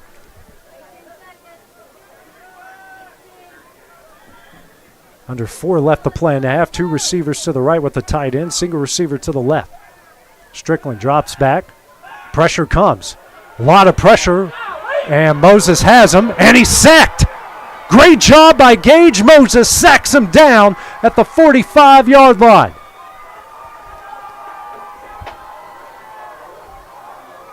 Moses gets him way in the backfield. And actually at the 46, at the Cougar 46. And that will bring up third down and 44. 3:20 remaining. Moses was very close to a horse collar there, but did enough not to get it. Moses, who almost had a huge tackle for a loss on their earlier on this drive. Now 5 on the play clock, and Dickson County's going to have to snap it quickly. Barely got off in time. Strickland dropping back. Here's a lot of pressure throws. Nobody there, and you can certainly call that a intentional grounding, as White had coming over there to see if there was anyone there.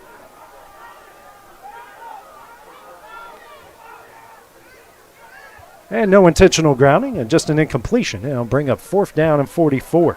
So they had a first down and 10 from the 20. Now they're punting from their own 46. Navarro will punt it away. What a great defensive stand by the Wildcats. And that one, and Moses hit him. Kicked it, and Moses hit him. That's just a dumb play. Did not need to do that, and he hit him. Now let's see what the call is going to be. As the ball went out of bounds at the 23-yard line. So we'll see if it's running into the kicker or a personal foul.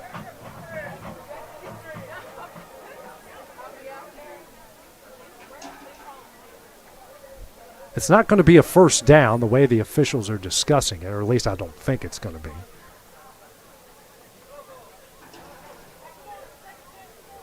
It was a personal foul against roughing the kicker. And that will be a first down.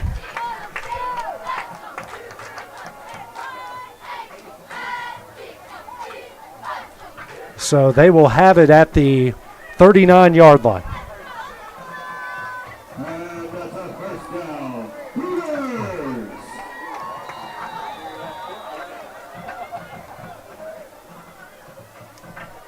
And they'll have it first down and 10 from the Wildcat 39-yard line as they get a gift on a roughing the kicker.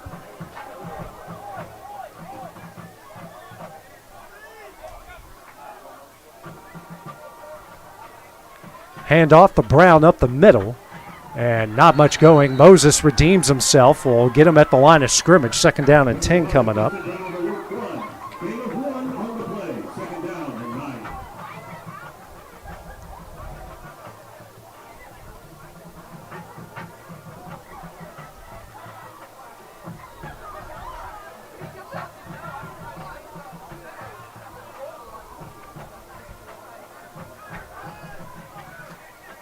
Now Strickland pitches out this time. It's a toss play to Brown. Not much room, and Max Taylor stacks him up, and he will get to the 35-yard line. Brings up 3rd down and 6 coming up.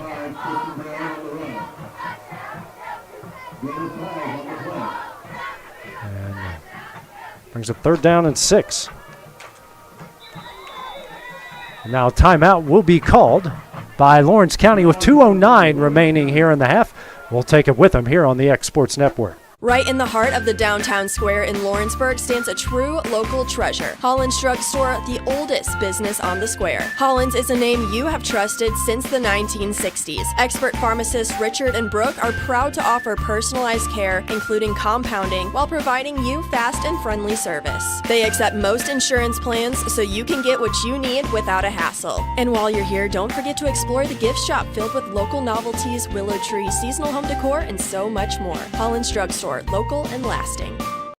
I'm Mike Keith, and my friends at Elliott Johnson Insurance have a great partner in Auto Owners Insurance. Auto Owners makes it easy to get life, home, car, or business insurance. Let Elliott Johnson Insurance find the Auto Owners policy that makes a difference in your life. Call Elliott Johnson Insurance at one of their 3 locations, Florence, Loretto, and Lawrenceburg. Elliott Johnson Insurance, moving forward for our clients every day.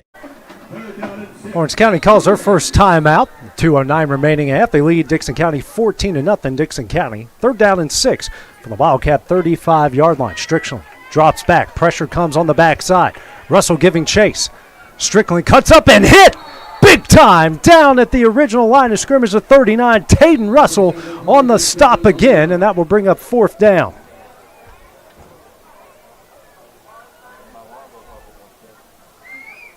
The 39-yard line, Russell tracks him down, and Lawrence County will call their second timeout here of the half with a minute 54 left. We'll take it with them on the X Sports Network. At C&B Linen, fast, friendly, and reliable service is our promise to you, because you're not just a customer, you're family. From multi-use linen to branded floor coverings and a complete range of cleaning supplies, C&B Linen is here to make sure you have everything you need. From our high-quality products to our fast, friendly, and reliable service, you'll experience the difference with C&B Linen. Because you're not just a client, you're part of our family. You'll be winning with C&B Linen.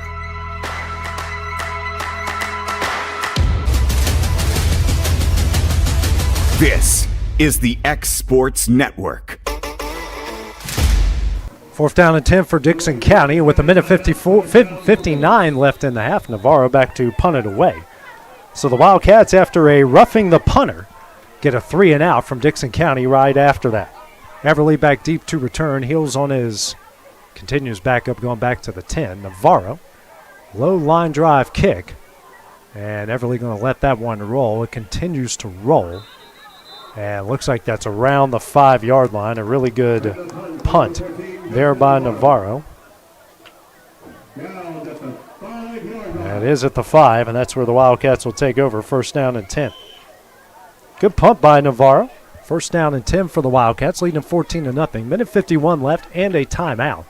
See what they do here, see how aggressive they'll be. The Wildcats will get the ball out at halftime.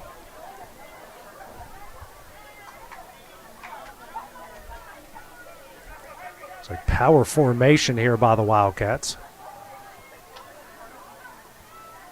Seen this before, and Dickson County going to put every blue jersey they can in the box. Clayton under center. Quick handoff to Pettigrew. Pettigrew cuts upfield. And it looks like they'll give him forward progress to the 9-yard line. 4-yard pickup, 2nd down and 6 coming up. Actually, they'll, about 2nd down, 6. Going to get on the ball quickly, minute 34.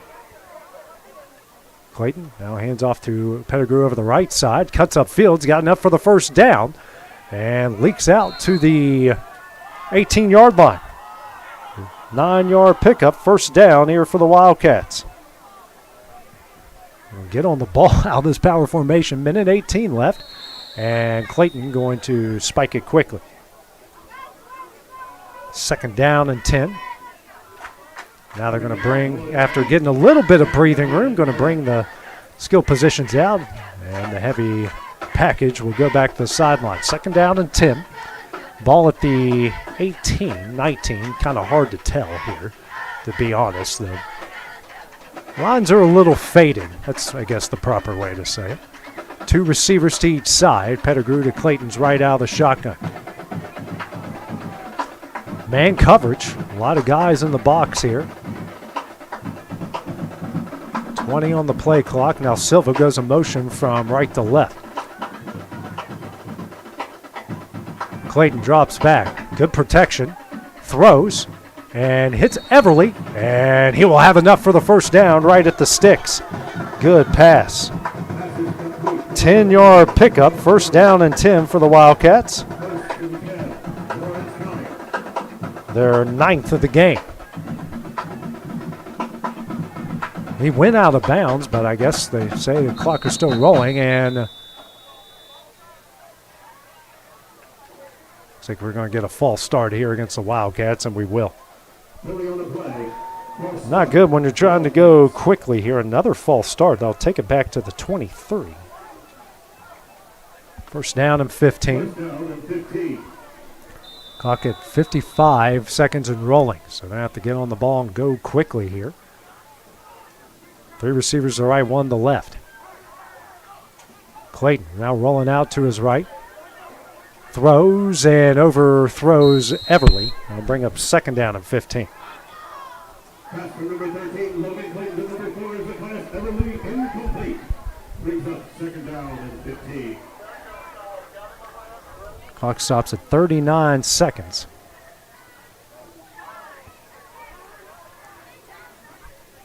Two receivers to each side. Pettigrew to Clayton's right out of the shotgun. Zone coverage, it looks like here. Clayton drops back. Hits his man. It's Smith, and he'll have enough to the first down out to the 40-yard line.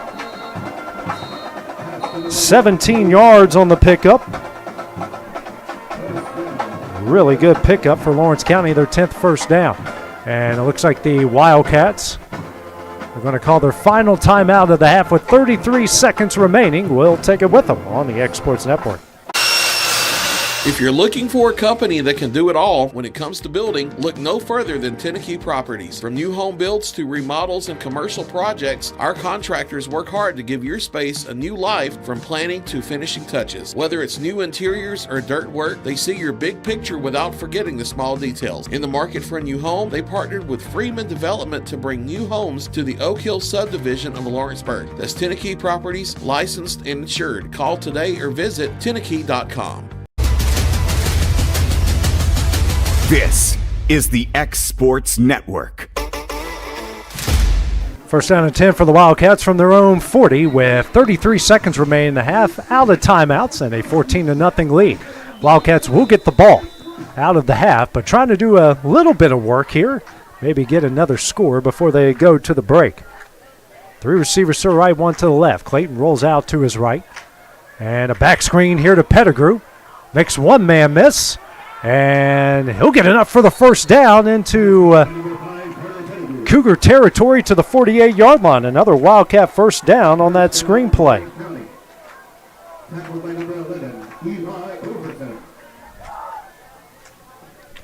24 seconds left. Wildcats going to try to go quickly here. He did get out of bounds, so that does stop the clock. Clayton rolls out, throws, and short for Silva. Second down and 10, now 19 seconds.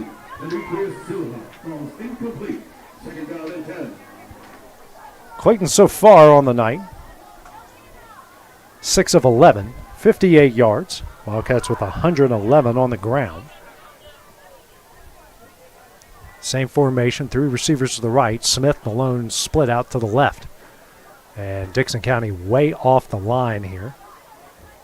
Clayton, play action, throws and hits Smith. And we have a penalty flag come in after Smith made a couple guys miss. Pass complete to number 1, Case Smith. Flag on the play. He got enough for the first down to the, looks like the 35.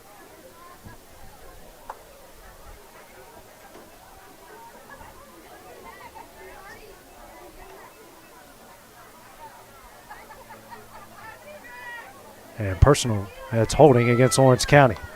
Again, that penalty flag came after Gage Smith made the catch and made two guys miss.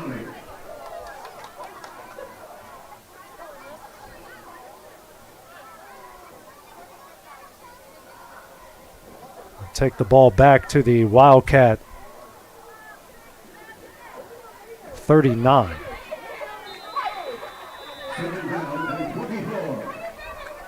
Second down and 23.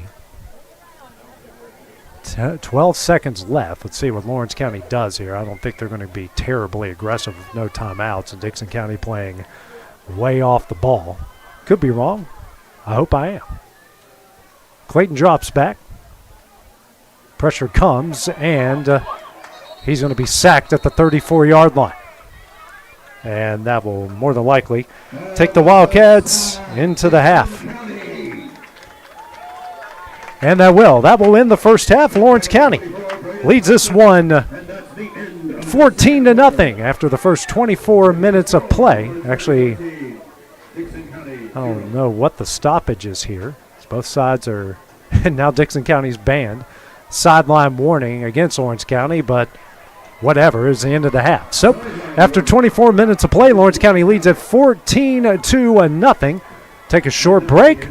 We'll have the start of the second half when we return here on the X Sports Network. Hi, I'm Jeff Overton, and welcome to this edition of Mars Hill Minute. We're excited to be here in the foundation of our brand new children's building, student building. This part right here will be the student sanctuary where they'll have their worship on Wednesday nights.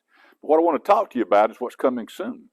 The steel will go up, the second floor will be built, and the children's wing will be put in as well. We're excited about all of that, but you got to take the details of making sure this part is right. If the foundation isn't right, everything else we build is going to have problems.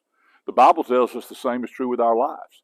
We talked about a man who built his house on the sand, and one who's built his house on the rocks. And when the storms came, the one built on the rock sustained and made it through. How's your life built? Jesus says he is the rock. I'd like to encourage you to build your life on Jesus Christ and his teaching and be a disciple of Jesus Christ. I'd love to invite you to Mars Hill Baptist Church to learn more about how to build the proper foundation to build upward with your life. God bless you. Hope you'll come join us. Mac Brown has been providing photographic services for 55 years. During that time, Mac Brown photographers have photographed children, seniors, weddings, schools, musicians, and commercial businesses. The studio takes great pride in producing quality photographs and services for its many clients. While the studio has adapted as times have changed, their goal of providing excellent photography has remained constant. For more information or to schedule an appointment, visit their website at macbrownphoto.com or give them a call at 931-762-4263. Let the professionals at Mac Brown Photography turn your memories into treasures. Why should you bank with Employee Resources Credit Union? We offer a wealth of services, including mobile banking, video banking, bill pay, and more. We also offer loan rates that are lower than those of our competitors. Employee Resources Credit Union has been a financial pillar since 1964, providing long-time support to members of the community. Join us and become part of the ERCU commitment, not for profit, for service. Good Works at Home, formerly known as The Summit at Home, is a licensed non-skilled agency dedicated to helping you maintain your independence at home for as long as possible. Our compassionate and caring staff provide support in various areas, including dressing, bathing, personal hygiene, transportation, cleaning, and companionship. Please call our office about services, payment options, and long-term care policies at 931-762-2310. We look forward to assisting you with keeping your independence longer.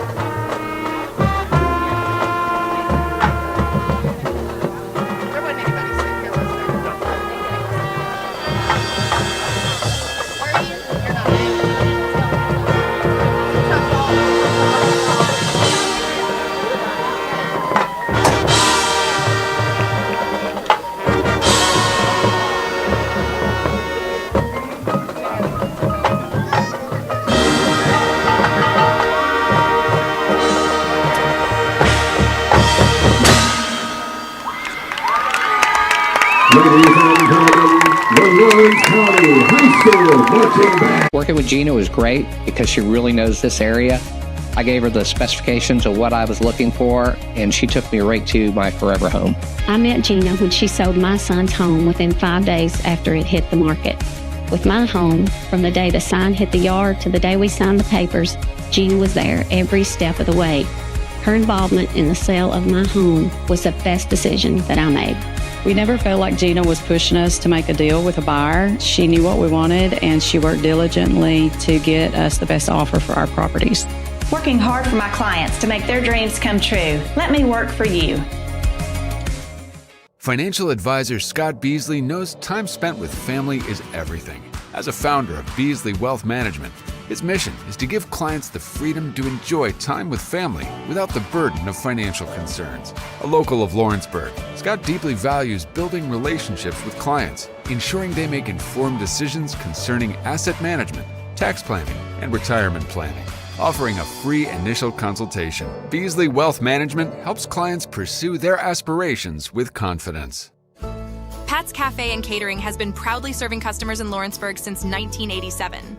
For 4 generations, our family-run cafe has served up delicious breakfast and lunch favorites, with friendly service and a welcoming atmosphere.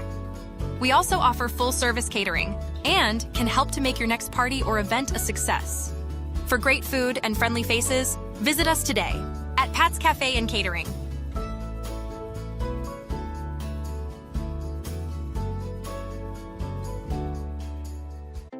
Here at Fields and Brown Barbershop, legacy means a lot. We're trying to fill big shoes left by my 2 uncles and my grandfather, where every haircut came with conversation and every customer left a little taller than when they walked in. The barbershop is about pride. It's about knowing your barber knows your name and your story. Come see us at Fields and Brown Barbershop, where tradition never goes out of style.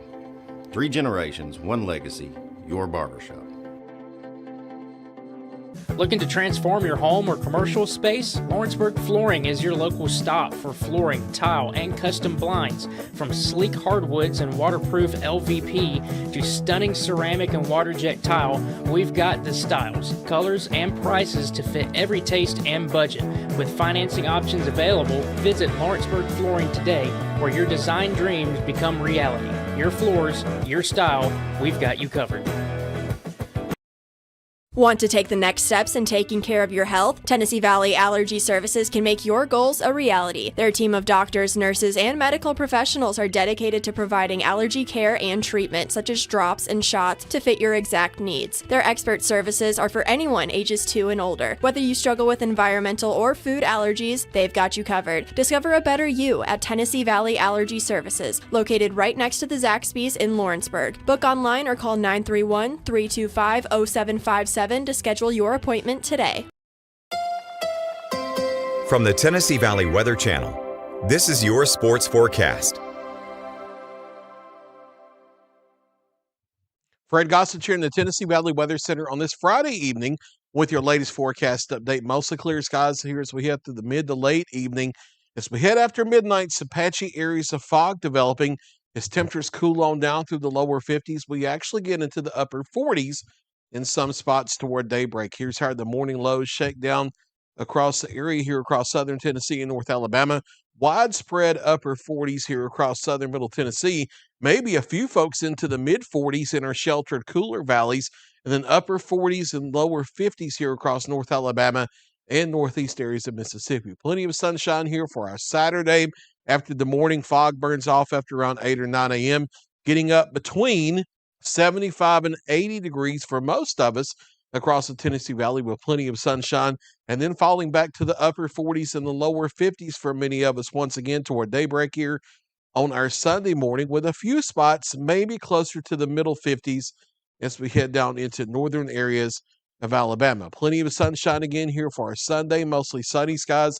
That will continue around here as we head into a large part of next week. Daytime highs also coming up as we head into next week as well, into the low to mid 80s, especially the first half of the week. And then we ease back maybe closer to 80, if not the upper 70s, as we head to the second half of the week. Notice the overnight lows also coming back up into the mid to upper 50s toward the middle of the week. A little bit milder and a little bit above normal compared to what we should be for this time of year, which is what we're closer to this weekend. As you head out on your Saturday, mostly sunny skies across the area, just about wall-to-wall sunshine, but a couple clouds here and there is certainly possible.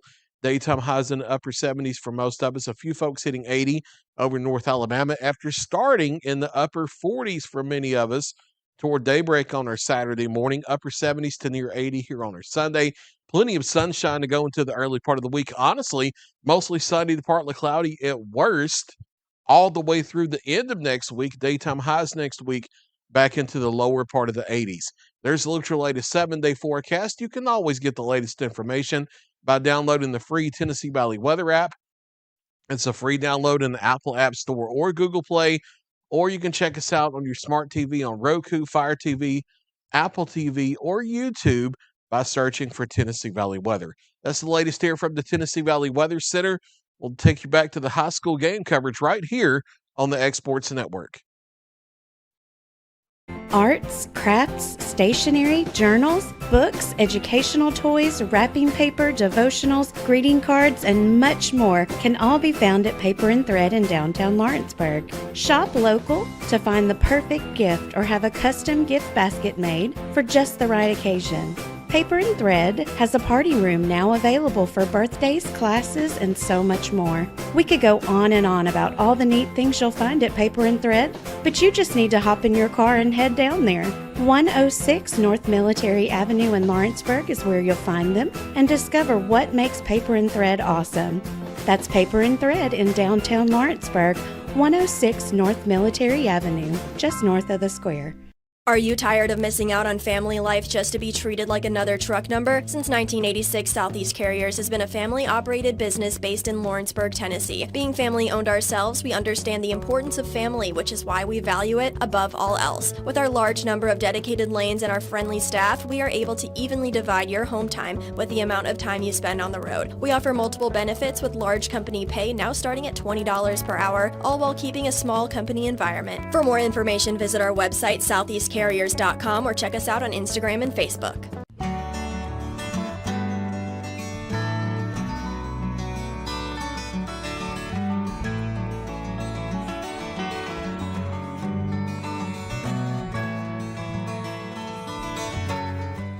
A&M Medical is Lawrence County's newest medical clinic, specializing in urgent and primary care. Practitioners Andrea Bain and Meredith Hutton bring years of experience and compassion to keep you and your family healthy. A&M Medical features a separate well waiting room to meet your needs. Visit today and ask about A&M's weight loss program and telemedicine services. That's A&M Medical, located at 2367 Highway 43 South in Leoma, Tennessee.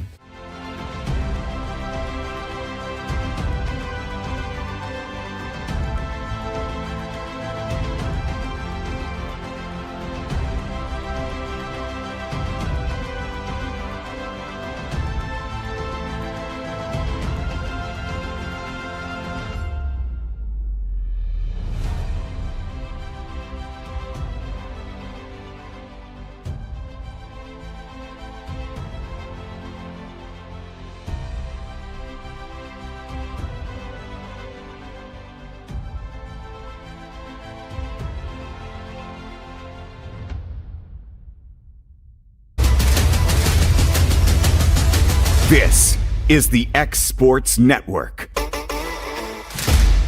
Hey, this is Phil Hooper. Get the look you want for your favorite school, church, or business with apparel from HD Ink Screen Printing in Leoma, Tennessee. Got a logo you need embroidered or screen printed? Let HD Ink give you the professional look that sets the bar in today's world. We do fundraisers and custom designed apparel and so much more. Call today, 931-201-2961, or come see us at our new shop located at 26 Ingram Road in Leoma. Remember, HD Ink for the look you want and the look you deserve. Efficiency, reliability, accuracy. Move forward with your real estate sale or purchase with Title and Escrow of Lawrence County, the most experienced closing team around. Working with clients locally and throughout the state, we offer a wide range of services, including the expertise of an on-staff attorney, backed by our more than 49 years experience in titles and closings. We get the job done on time at a fair price and ensure every last detail is correct. Our goal is to give you peace of mind. When you work with us, you work with people who live where you do. We understand the importance of the real estate community and strive to build strong relationships with all parties involved in the process. Whether you're buying a home, selling a business, acquiring land, or anything in between, you're in good hands with Title and Escrow of Lawrence County. Put the most experienced closing team on your side. Contact Title and Escrow of Lawrence County today.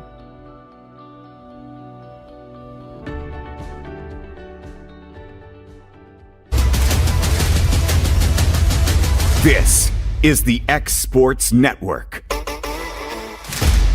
And welcome back to Creekwood High School, where Lawrence County leads Dickson County 14-0 after the first half of play. Let's take a look at the first half stats from Lawrence County. 11 first downs at 164 yards on 30 plays, 7 penalties for 63 yards, 1 of 4 on third down, 1 of 1 on fourth down for Dickson County. 6 first downs, they had 105 yards on 29 plays, had 2 turnovers, 6 penalties, 55 yards, 4 of 10 on third down, 1 of 1 on fourth down. Take a look at the first half leaders for Lawrence County. Rushing, Zacchaeus Everly, 3 carries, 55 yards and a touchdown. Carter Pettigrew, 11 carries, 54 yards. Logan Clayton, 5 carries for -3 yards. Passing, Logan Clayton, 6 of 11, 58 yards and a touchdown. Receiving, Gage Smith, 2 catches, 33 yards and a touchdown. Zacchaeus Everly, 2 catches, 14 yards. Carter Pettigrew, 2 catches for 11 yards. Kicking-wise, Sarah Morrison, 2 of 2 on extra points. Logan Clayton, 2 punts, each for 45 yards. For Dickson County, Tristan Brown, 15 carries, 35 yards and a fumble. Quincy Blue, 1 carry, 1 yard. Justin Navarro, 1 carry, -2 yards. DeMarcus Strickland, 5 carries for -7 yards and a fumble. Passing-wise, Dickson County, 3 for 7 for 88 yards. Receiving-wise, Alice Hamrick, 1 catch, 47 yards. Tristan Brown, 1 catch for 36. Zeke Daniel, 1 catch for 5. Kicking-wise, Dustin Navarro, 4 punts for an average of 32 yards and a long of 40. So turnovers 2-0 in favor of Lawrence County. As getting ready to start the second half, Wildcats will get the ball. It's a lead of 14-0. Wildcats with 7 points off of those 2 turnovers. Outside of a couple of big plays for Dickson County, the furthest they have gotten the ball in the first half was to the 20-yard line. Then you followed it up with a face mask off a stiff arm, a false start, and a sack. And next thing you know, it was 4th down and 44. Then got helped out by a roughing the punter play, and then went 3 and out from there. That's how the half ended. The Wildcats got over midfield on the ensuing drive, but a penalty and a sack kind of hurt their wishes there. So Wildcats will start off the left to right here in the second half, and Dickson County will be kicking from right to left. B. Navarro to kick it away. Back deep to return for the Wildcats will be Pettigrew and Everly. First time we've seen Navarro do anything but punt special teams wise.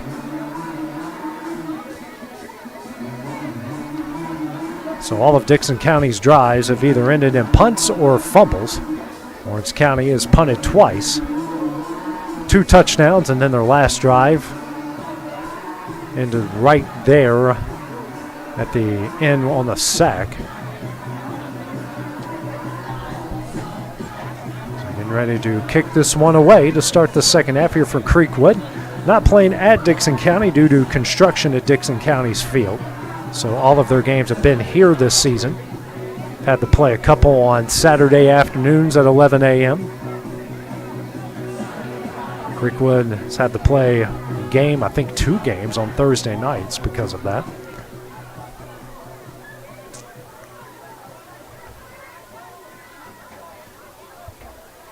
And they're finally going to hand the ball to kick it away.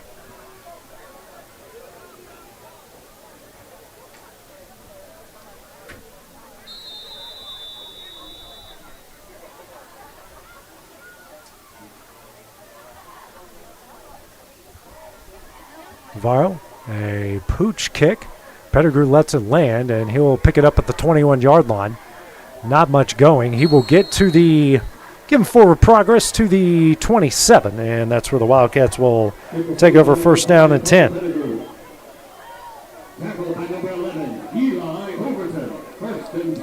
So first down and 10 for the Wildcats. Not their worst starting field position. At the 27-yard line. Up 14-0. 11:54 here in the third. 2 receivers to each side. Clayton bringing the offense on the field. Pettigrew behind him out of the pistol.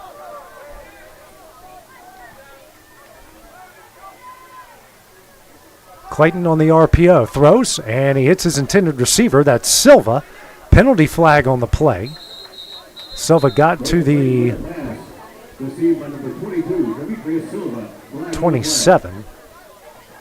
37, excuse me. It's going to go against Lawrence County, it looks like.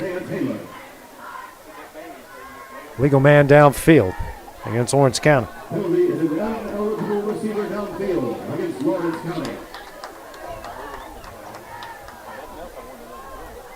So that will take it to the 22. First down and 15 coming up as after a decent pass off the RPO, we had an offensive lineman downfield. Clock will run though. Hand off the Pettigrew up the middle. And gets across the 25 and gets out of bounds. Mark him out at the 29. Decent pickup there by Pettigrew of 7 yards. That will bring up second down and 8. Second down and 9. Wildcats getting on the ball quickly here. Clock stops 11:30 in the third. 3 receivers bunched to the left, single receiver to the right. Hand off to Pettigrew. Does go up the middle.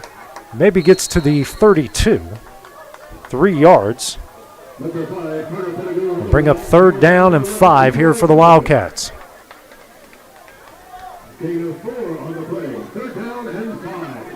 Same formation for the Wildcats.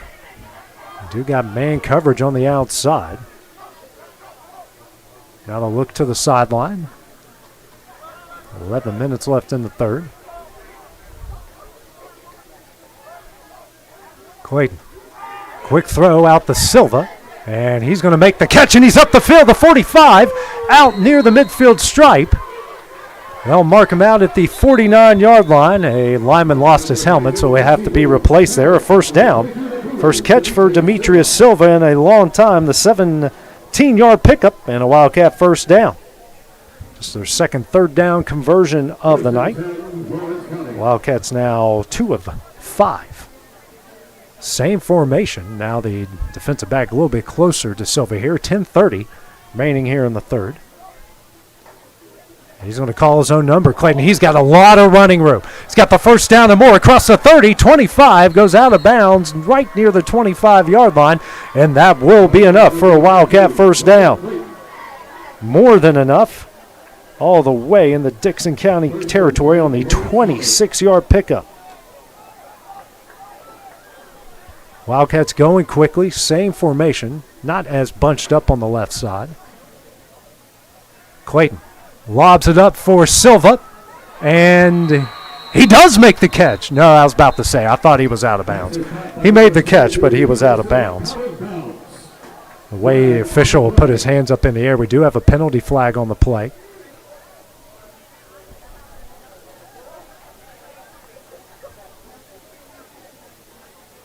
Another ineligible receiver downfield.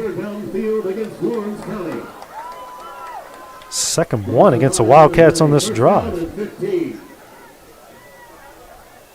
Takes it back to the Cougar 30. First down and 15. 10-15 remaining here in the third. Wildcats is staying in that same formation.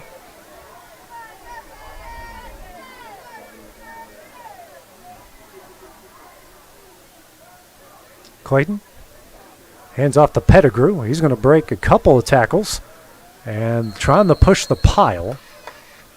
Gets it to the 27, 3-yard pickup. Second down and 12 coming up.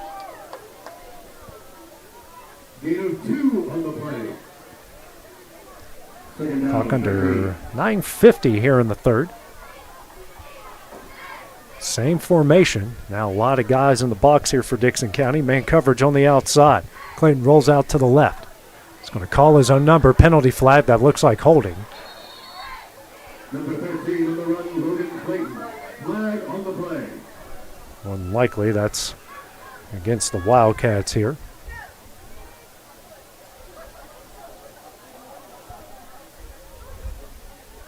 It's one official in the back here has called a lot of penalties against both sides here. His arm's going to be tired at the end of this. He's been the main guy to throw any flag tonight.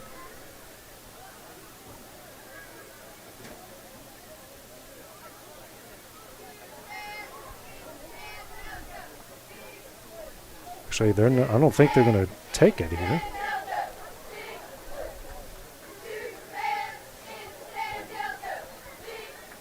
Against the Wildcats. They are going to take it. Okay. That was whatever. Second down and 22. Second down and 22 coming up now. We'll go back to the Cougar 37. So the Wildcats go forward and then go backwards. Two receivers each side bunched up on the line. Motion comes. Everly gets the jet sweep. Cuts up field. Taken out of bounds.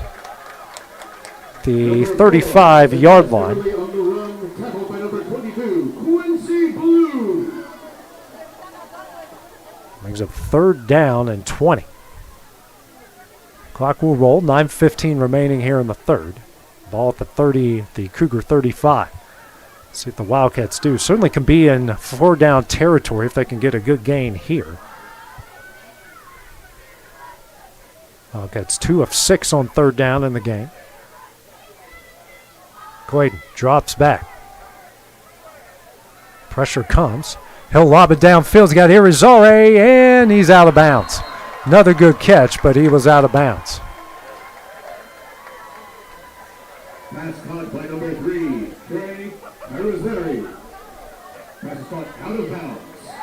And that will bring the punt unit on the field here for Lawrence County. As Clayton will go back and punt it away.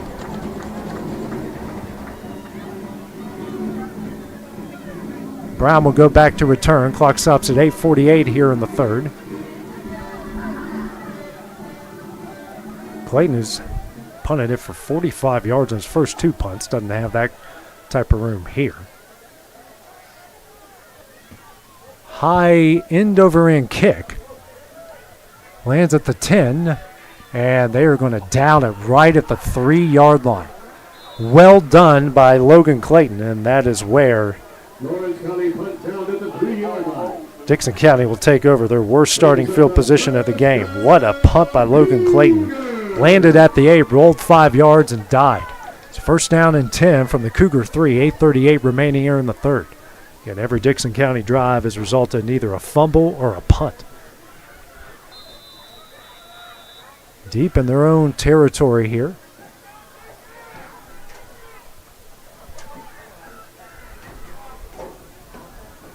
Strickland pitches out to Brown over the right side. Brown will get upfield. With a pitch off to number 5, Tristan Brown. Decent gain. Looks like they'll get him out to the 11-yard line. And that's a Zokin. Yeah, jump the gun there. PA guy got really excited for. It's an 8-yard pickup, so clock stops 8:31 here in the third. I've done it. We've all done it. 2 receivers to the right with the tight end, single receiver to the left.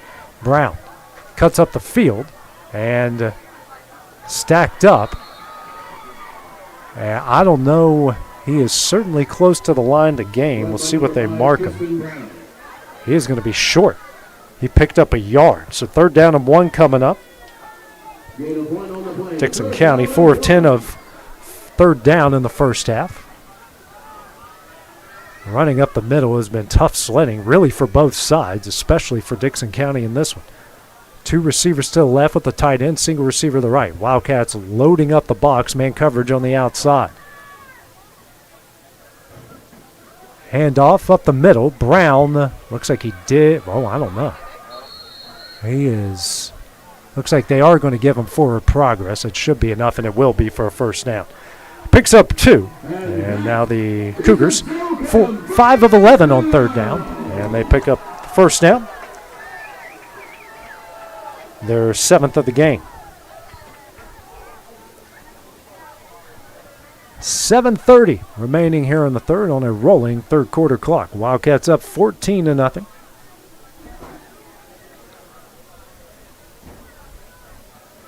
Strickland with Brown to his left. Drops back. Throws, corner route, and overthrows everybody. Great coverage by Everly. There on Navarro. Brings up 2nd down and 10. Strickland now 3 of 8 through the air tonight. A couple of big plays, though, on a nice rollout to Brown, and the hit big play that got him down to the furthest they did, which is the 20.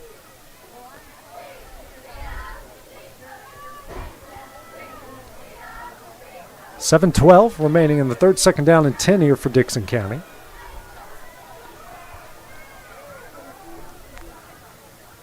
Two receivers bunch to the left. Tight end single receiver bunch to the left. Jet sweep. That's Brown on the jet sweep. He's got a lot of room. And he will get upfield, tripped up and out and around the. Let's see where they mark him out. Looks like they'll get him to the 43-yard line. And a big first down. 29-yard pickup.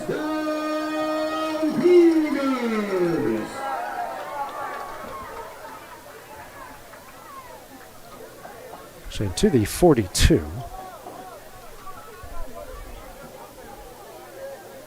It's a 28-yard pickup.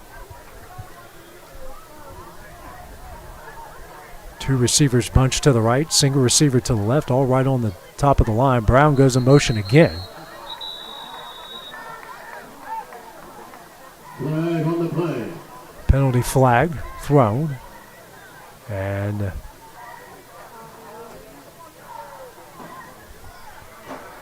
I'm guessing it's against Dickson County. Yeah, false start. There we go. Dickson County. Back to the 37-yard line. First down and 15. Both sides have kind of been victimized by those little penalties. They're 7th for 60 yards in the game. Now another stoppage in play.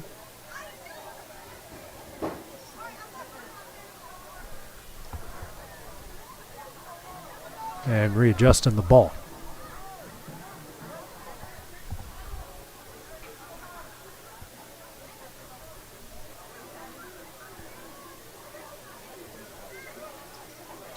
First and 15. Two receivers to the right.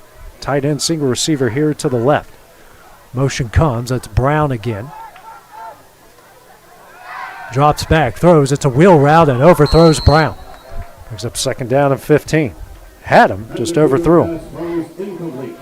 Now 3 of 9 through the air.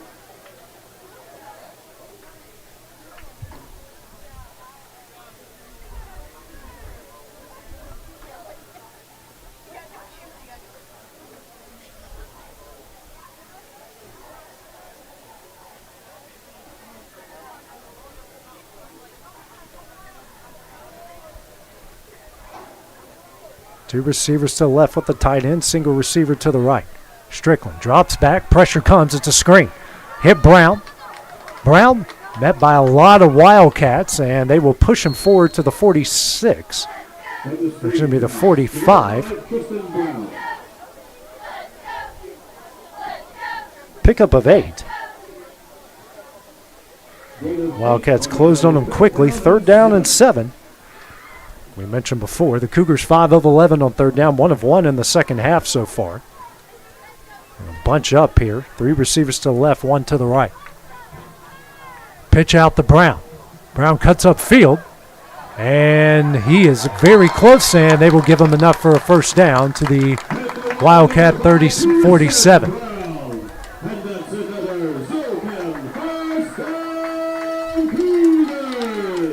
So second first down, third first down on this drive.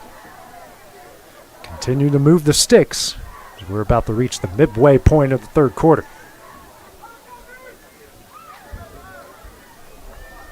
Ball at the 46.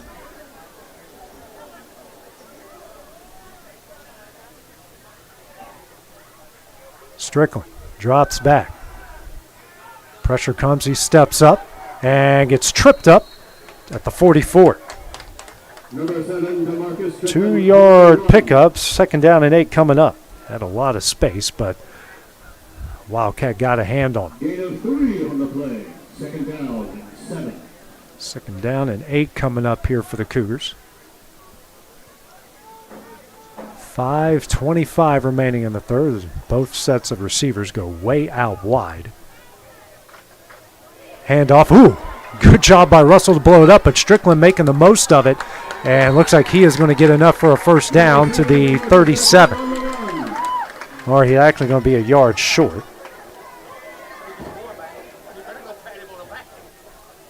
So what a play by Taden Russell to blow that up in the backfield. And Strickland wisely did not hand it off. And we report Quincy Blue would have been taken down deep in the backfield. So 3rd down and 1. They've converted twice on 3rd down already tonight. Actually twice on 3rd down. Now Brown will split out here to the left again. Handoff up the middle, and Blue's going to get enough for the first down. Cuts up the field, and still on his feet, and brought down at the 5-yard line. Big run by Quincy Blue.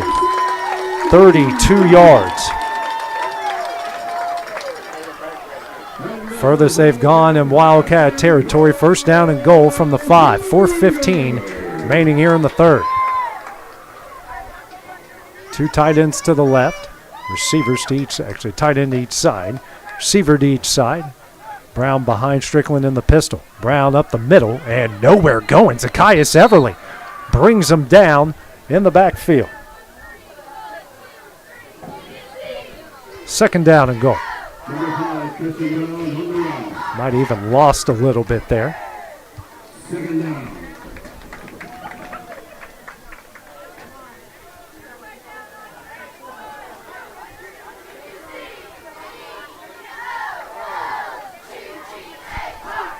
On the play clock, 3:30 on the game clock here in the third quarter.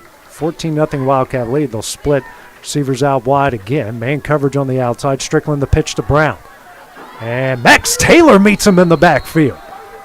Great job by Max Taylor to get there.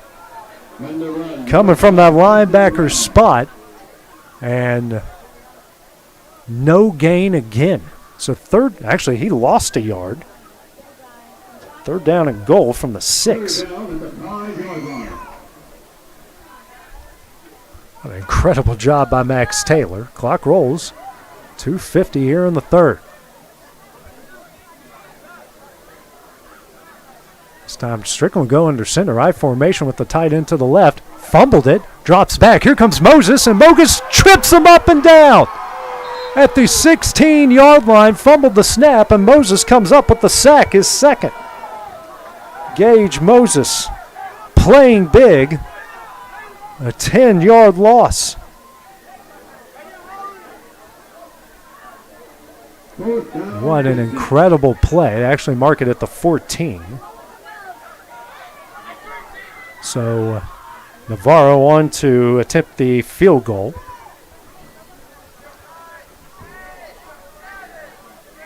And 10 on the, I don't know what's going on with the play clock here. Looks like this will be a 30-yard field goal from just inside the left hash. Under 2 minutes left, and timeout here by Dickson County with a minute 52 remaining here in the third. We'll take that with them here on the Exports Network. Welcome to Mid-South Barn Dominiums. We realize there's a lot of options when it comes to finding a builder for your next home. Here at Mid-South, we understand that customer service, quality, and selections are very important. It's a very large time, money, and an emotional investment, and we're here to listen and care. We realize the kitchen's the most used and abused room in the house. Our cabinets are locally custom made from Sanderson Cabinets out of Lawrenceburg. They're real wood, poplar or maple, whether you paint or stain. All comes with slow close hardware and many pull-out different style options to choose from.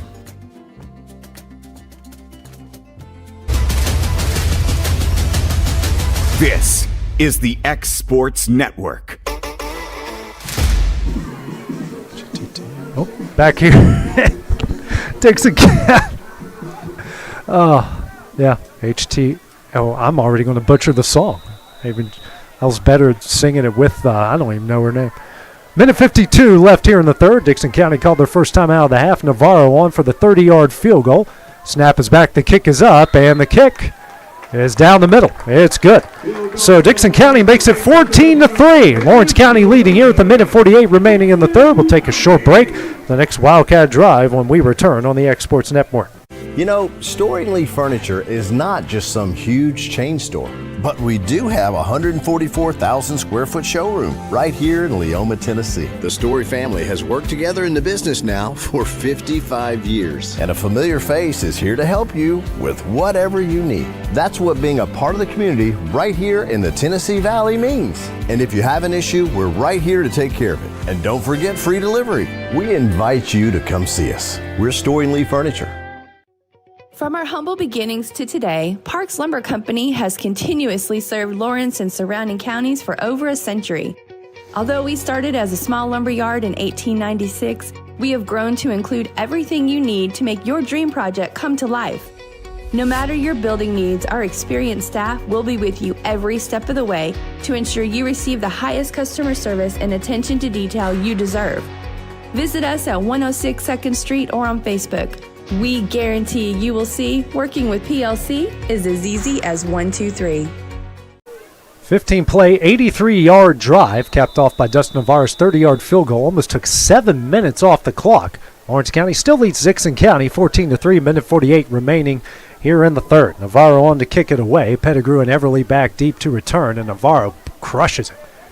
Over the head of Pettigrew, slowly rolls into the end zone, and that will be a touchback. Wildcats take over first down and 10 from their own 20-yard line. The last drive made it into Dickson County territory. Got it to the 25, but penalties hurt the Wildcats on that last drive before they had to punt it away. Logan Clayton had an amazing punt that went down to the 3-yard line, but Dickson County went on a huge drive to come away with the Navarro field goal. They got it all the way down to the 5, but the Wildcats defense stacked up and played huge, bowed up big time. 15 on the play clock here. Wildcats bringing the offense quickly out on the field.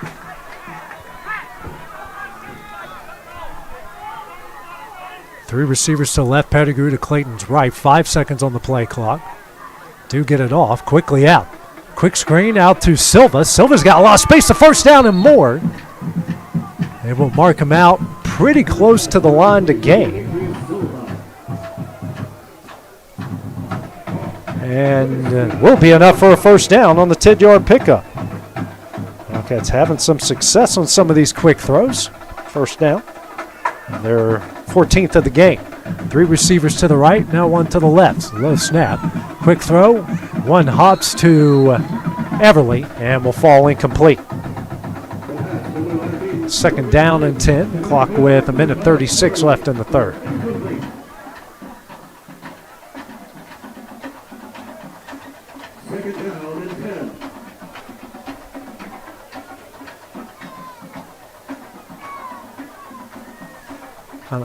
What is going on? How hard is it to get a ball in the game?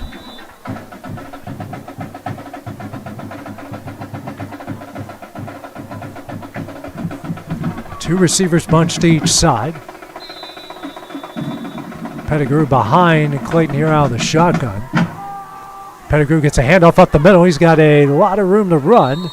And we'll get it to the 37.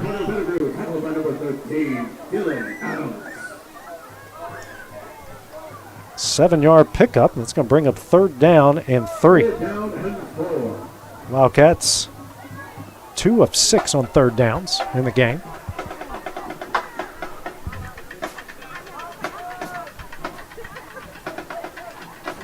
Same formation here on this 3rd and 3. Got to get it to the 40. Motion comes. Another jet sweep for Everly. And got caught in the backfield at the 35-yard line. And the punt unit more than likely comes out on the field. 2-yard loss. 4th and 5.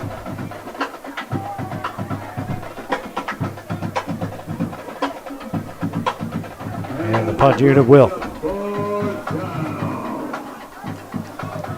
Clayton has done an incredible job punting tonight. Brown will go back to return. Go back inside his own 30. Keeps going back to the 27.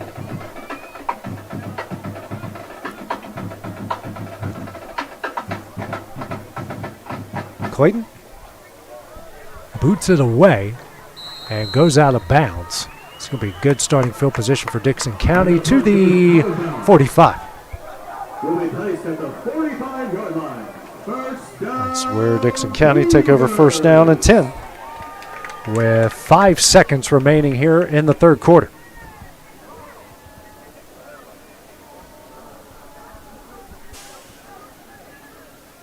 More than likely just get one play here and then we'll start the 4th.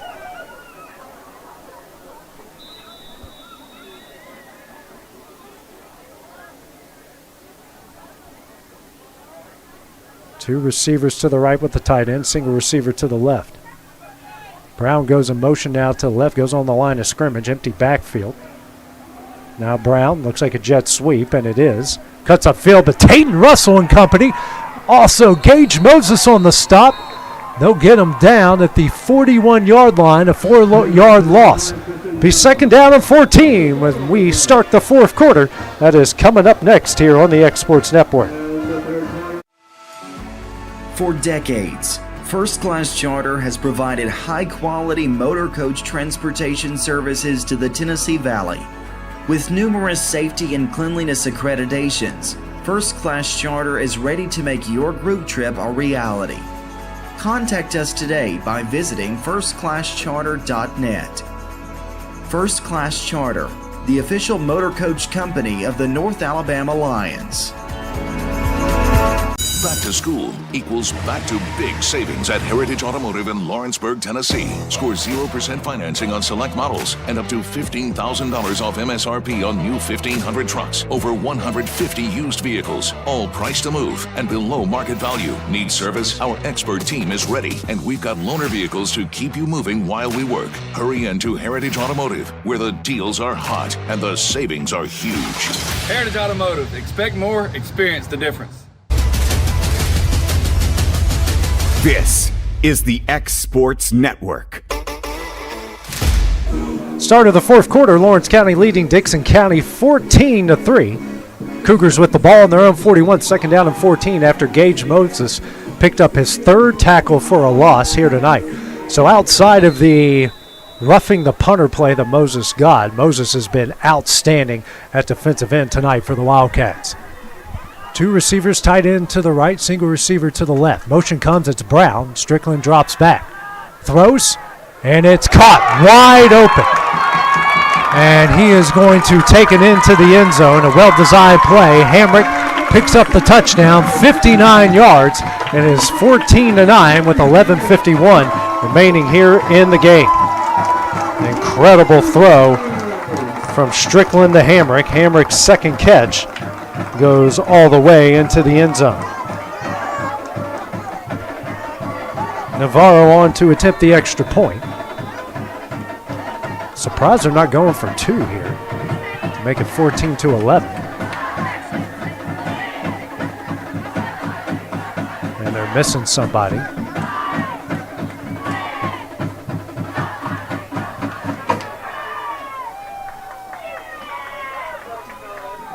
Five on the play clock here. Snap back. The kick is up, and it's blocked.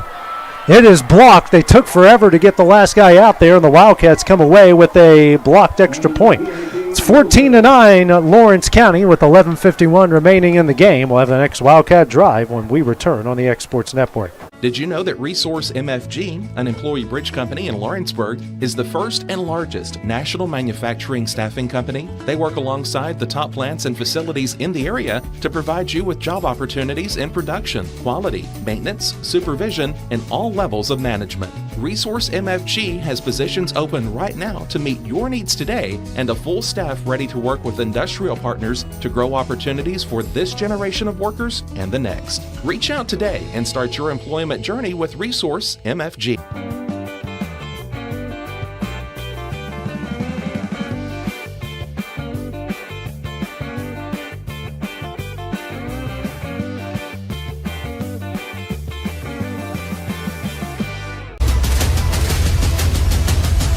This is the X Sports Network. Strickland hits Hamrick for the 59-yard touchdown score. The extra point was blocked. It's 14-9 Lawrence County. 11:51 remaining in the game. Wildcats have punted on their first 2 possessions. Now Dickson County has picked up a field goal and a touchdown on their first 2. Navarro on to kick it away. Pettigrew and Everly back to return. Low line drive. Pettigrew scoops it up at around the and goes out of bounds. Looks like he went out of bounds at the 6-yard line. Probably should have just let that go out of bounds. Kind of hard to tell where the ball is. About the 7.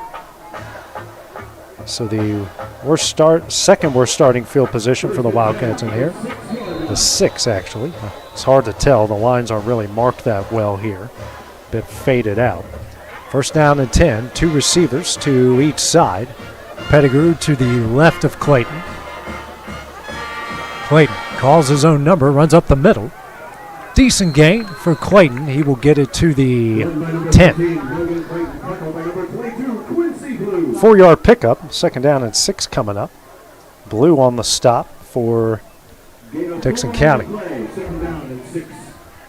Wildcats need something here, some form of points, even if it's a field goal to keep it a touchdown game. But a touchdown certainly worked. 3 receivers to the left, 1 to the right. Pass here from Clayton. Clayton throws, and it's intercepted. Hammer comes up with it. Clayton threw it right to him. And the first turnover for Lawrence County. Hamrick now with a couple big catches and now an interception. The ball is placed at the 25-yard line.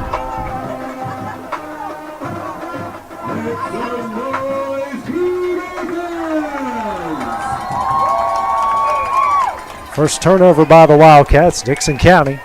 11:09 remaining here. 2 receivers each side. Brown behind Strickland here out of the pistol. Hand off up the middle, and not much going.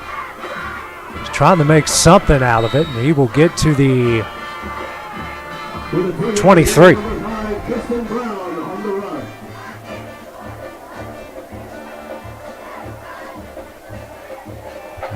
Actually the 24. Just picks up a yard, second down and 9.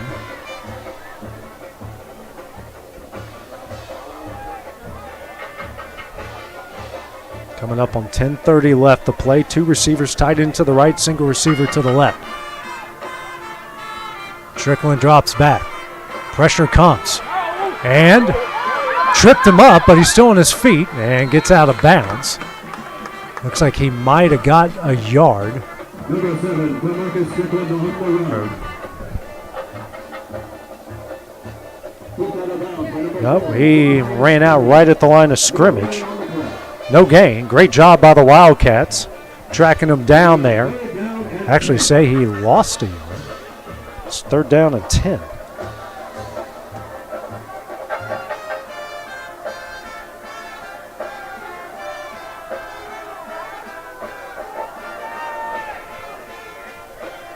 Two receivers and a tight end bunch to the right, single receiver to the left. Man-on-man coverage on the outside. Strickland sees it, but here comes the pressure. He's going to throw, and intercepted by Lawrence County. What a play!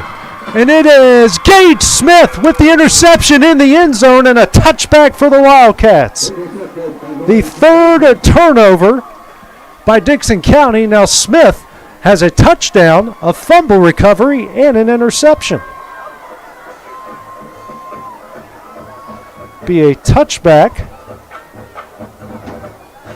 The Wildcats with the ball at the 20-yard line.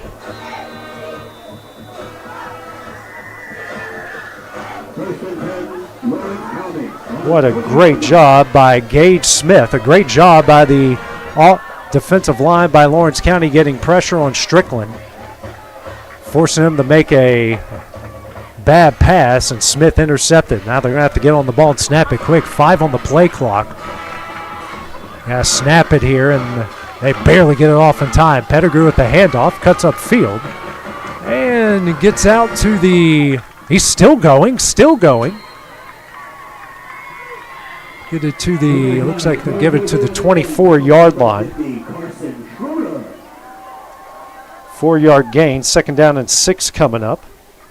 Not bad. Positive yards here for the Wildcats. See if they can take advantage of the 3rd turnover by Dickson County tonight. 3 receivers to the right, 1 to the left. Clayton, the RPO, hits Everly. Everly upfield, and he is short of the line to gain by a yard. It's a 5-yard pickup. See, got it out to the 29-yard line. Actually, no, they're going to give him enough for the 1st down.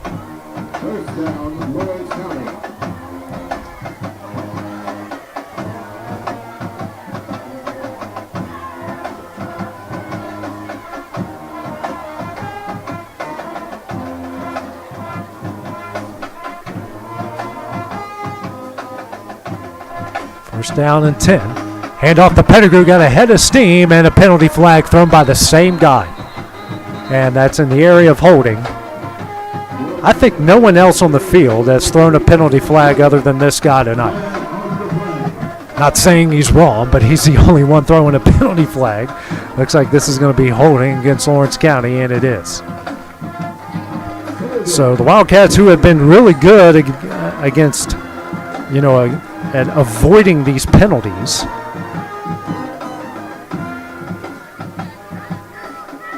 and done a good job up to this game at avoiding those penalties, but tonight has been a different story. Lawrence County now 11 penalties for 93 yards. Pettigrew gets a handoff here on the counter play, and it looks like he lost a yard or two. Down to the 19. First time Pettigrew has gone backwards tonight. 2nd down and 21.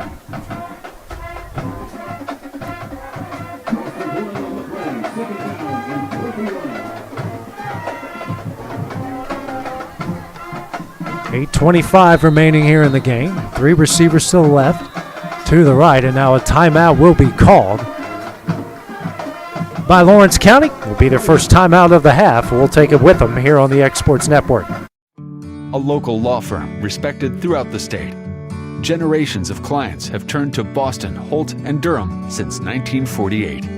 We assist individuals and businesses with their legal needs, including real estate, property closings, personal injury, employment, personal attention, and convenience of a hometown law firm with the resources and ability to handle any case. Come see us at Boston, Holt, and Durham.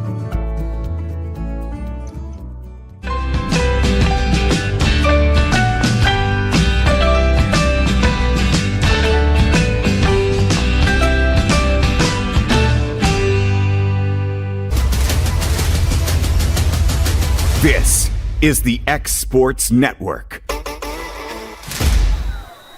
8:19 remaining in the game. Second down and 21 for the Wildcats as they lead Dickson County 14-9. Ball at the 19. Clayton drops back. Comes pressure, throws, and out of the reach of his intended receiver in Irizarry. Third down and 21 coming up.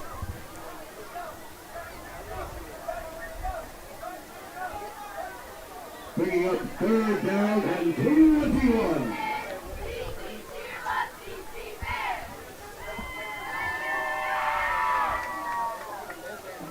Wildcats flipping out offensive linemen here. Russell into the game. 8:14 left. Third down and 21.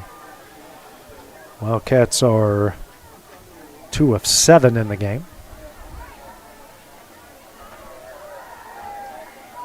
Three receivers still left, one to the right. Clayton calls his own number, will throw, and hits Irizarry. Nope, falls incomplete. So bring up fourth down. Make some noise, Dickson fans. So Clayton will punt it away. Brown heels on his own 43-yard line. Actually, we'll go back to about the 40. Clayton's done a great job punting tonight. Looks like punt block on here for Dickson County. Clayton gets it away, low line drive kick. Will roll. As at the 46-yard line, Lawrence County thinking Dickson County touched it. And the ball will be placed at the 48-yard line. And that's where Dickson County will take over. First down and 10 from the Wildcat 48. First and 10, Cougars at the 47. Or the 47.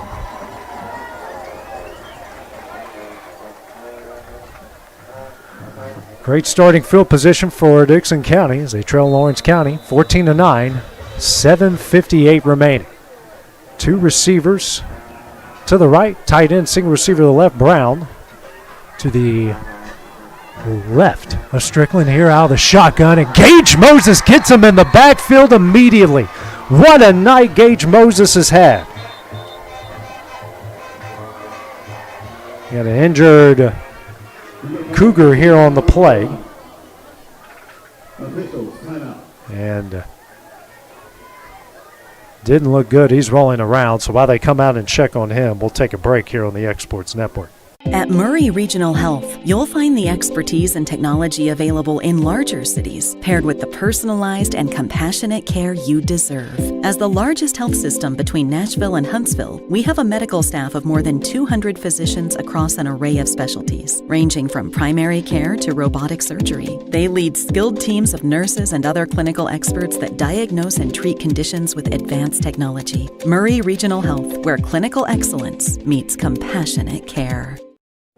Welcome to the newly remodeled Brass Lantern. For over 30 years, we've been serving delicious food to excellent people. Brass Lantern takes pride in authenticity, serving fresh, homemade food to please any member of the family. From mouth-watering to one-of-a-kind steaks served with gourmet marinade, to salad with our signature honey mustard dressing, specialty fruit tea, drafts, and much more. Our food is always prepared daily. Whether you come in with friends or family, you'll appreciate that fresh is better. Looking to buy or sell in Lawrence County, Tennessee? At Corbin & Company Realty, we know this place because we live here too. We are locally owned and deeply rooted. We treat you like a neighbor because you are one. Whether you're looking to secure your first home or forever home, trust the team that does local best. Check out our listings like this serene property with a stunning updated interior. This is just one of the many hidden gems we can discover for you. Call Corbin & Company Realty today at 931-964-2222. This is the X Sports Network. King Kirby, the injured Cougar on the play, and hurt his left leg there. Don't know where, but he's hobbling and hopping one leg at a time off here. We hope he's okay, and this is nothing serious. Just a bruise or no bones broken, no ligaments torn. We hope the best for him here as he's needing A lot of extra help here to get off. We hope the best for the young man. 2nd down and 14 after Gage Moses just picked up his 4th tackle for a loss tonight. He's also got a pair of sacks. 2nd down and 14. Clock rolls, 7:45 remaining in the game. Strickland drops back, rolls out to his right. Pressure comes, a lot of pressure, and gets out of it and going to get through. Still on his feet and still going. Strickland still going, and Everly will eventually bring him down from behind. The 14-yard line. What a play by Strickland.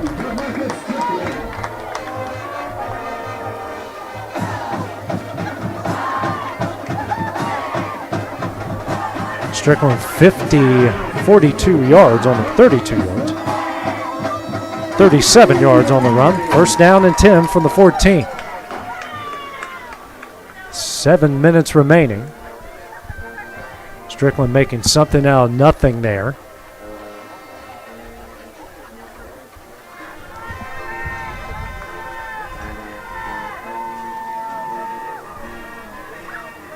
Hand off to Brown. Brown trying to go over the right side and brought down from behind. Max Taylor makes a stop.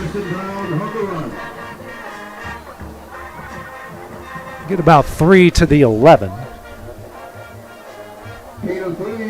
2nd down and 7 coming up. 6:5 remaining in the game. Dickson County on the ball quickly.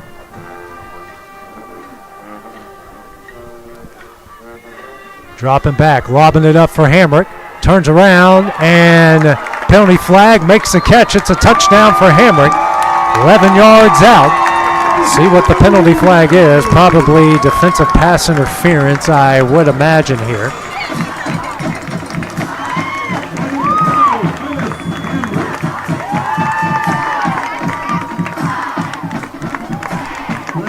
Yeah, and that's what it is. It's going to be defensive pass interference against Orange County. They're going to mark it off here as Hamrick and Strickland hook up for the 2nd time tonight. Makes it 15-14 with 6:09 remaining in the game. Leave the offense on the field here to go for 2.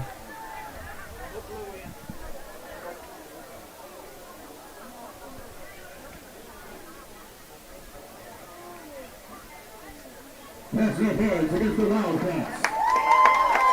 And that's a Tennessee Contractors. So they're going to go for 2 to see if they can make it a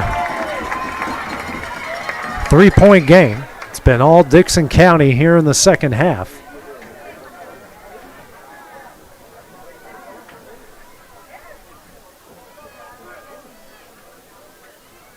Strickland lobs it up into the end zone, and he makes the catch.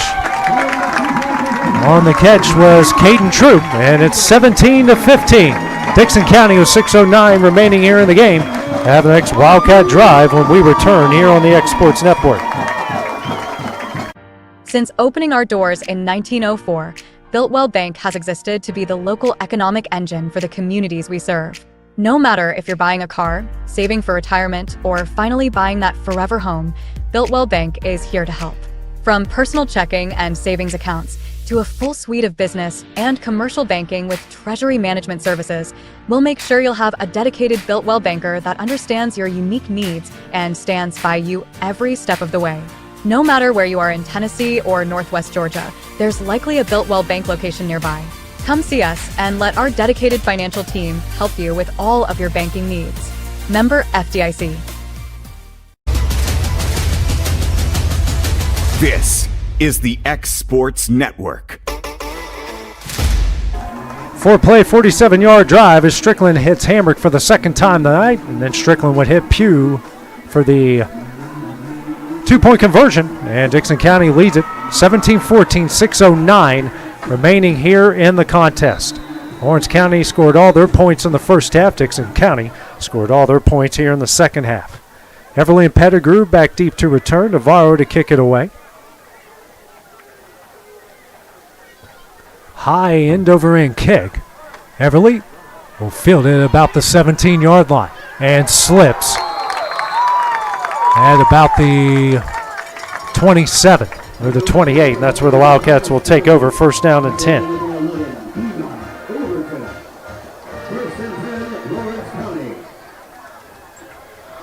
Wildcats looking for some spark here.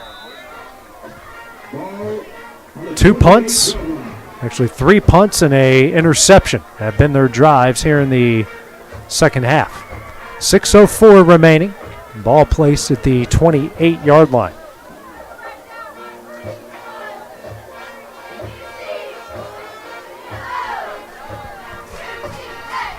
Pettigrew. Clayton rolls out, looking for somebody. Now throws and finally hits Everly. And they're going to make something out of nothing here as the ball will get to the 31-yard line. Good job by those two hooking up. A 3-yard pickup. Second down and 7 coming up. Actually about, second down and 7. 5:40 remaining.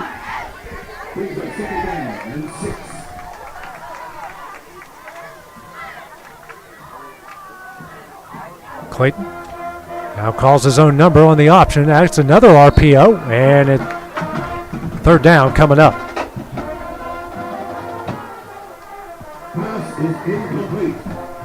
A lot of drops tonight by the Wildcats.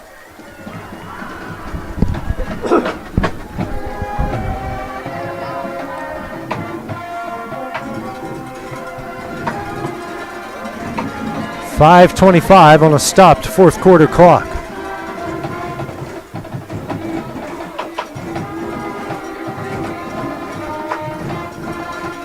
Now 10 on the play clock. 3 receivers to the left, 1 to the right. Pettigrew to Clayton's left out of the shotgun. Rolls out to his left. Throws, and in and out of the hands of Gage Smith.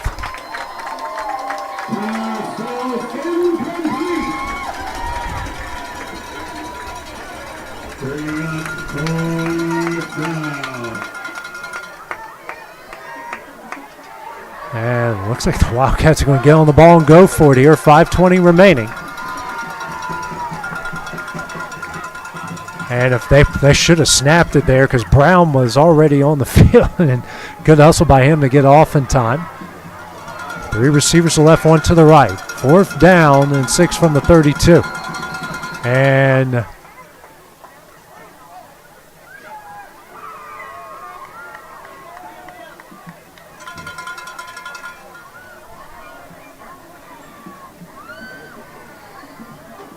sideline warning against Lawrence County. Sideline warning. Odd time to call that. 5:20 remaining in the game. A big 4th down, and you want to stop the play for a sideline warning. Like, call that after the fact. Let them get the play off.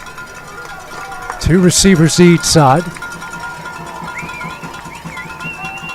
Clayton throws. Hits Smith for the first down into Cougar territory down the 46-yard line. Huge 4th down conversion here for the Wildcats. To the Cougar 46. What a throw by Logan Clayton to dart to Gage Smith. 5:05 remaining. Clayton going to call his own number. It's the RPO. It's Everly. And muscles his way down to the 38-yard line. 8-yard pickup. Second down and 2 coming up. Wildcats getting on the ball here quickly. 4:45. Dickson County stacking everyone up on the line of scrimmage. Pettigrew gets a handoff, gets the first down, a little bit more, pushing the pile across the 30 and down to the 28-yard line. A Wildcat first down. 10 yards on the play.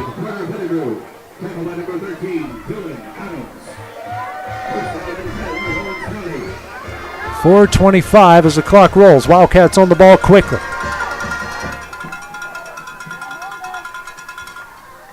Clayton going to call his own number on the option across the 25 down to the 21. Another good run there by Logan Clayton. 7 yards. Brings up second down and 3.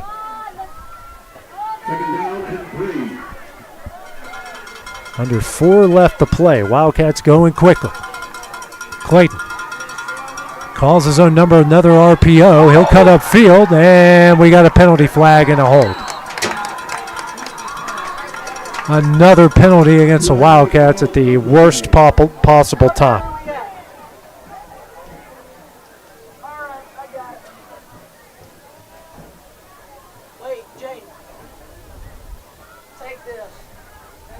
Officials coming together on this one.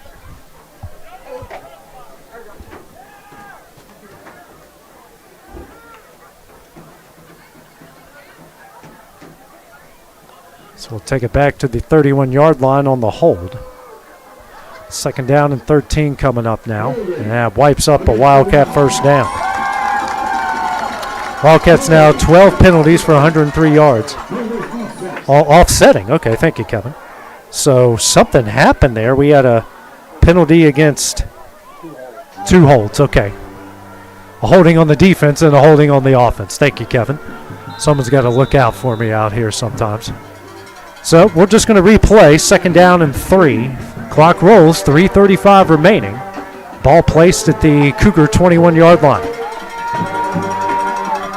Wildcats going to get in this power formation here. Pettigrew behind a whole host of big fellas. Handoff up the middle. He's got the first down and more, rumbling down inside the 15 to the 14-yard line. A Wildcat first down. 7 yards on the play. Wildcats going to stay in this formation. 3:10 remaining. Clayton under center.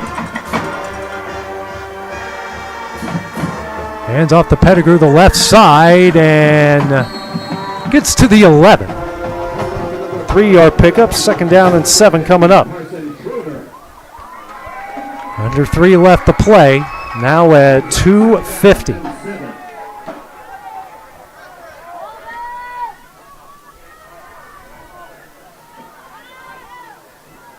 Wildcats flipping the formation here. They do have this heavy set. Clayton under center. Hands off the Pettigrew, got a good push, goes up the middle and leaks out to the 6. 5 yards on the play. And bring up third down and 2. Wildcats 2 of 9 on third down tonight. 2:15 remaining. We'll stay in this power formation. Had a lot of success with it. Clayton under center. Pettigrew behind him. Looking to the sideline. Now with under 2 minutes left.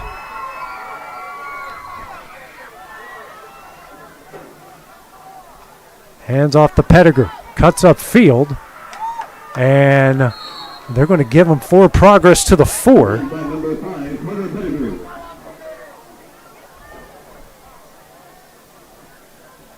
They're looking at it. And it will be enough for a Wildcat first down. First down and goal from the 4. Minute 45 remaining. And they're going to put a lot of big bodies there in the middle. 30 on the play clock, minute 35 on the game clock. Power formation here by the Wildcats. Clayton will go under center.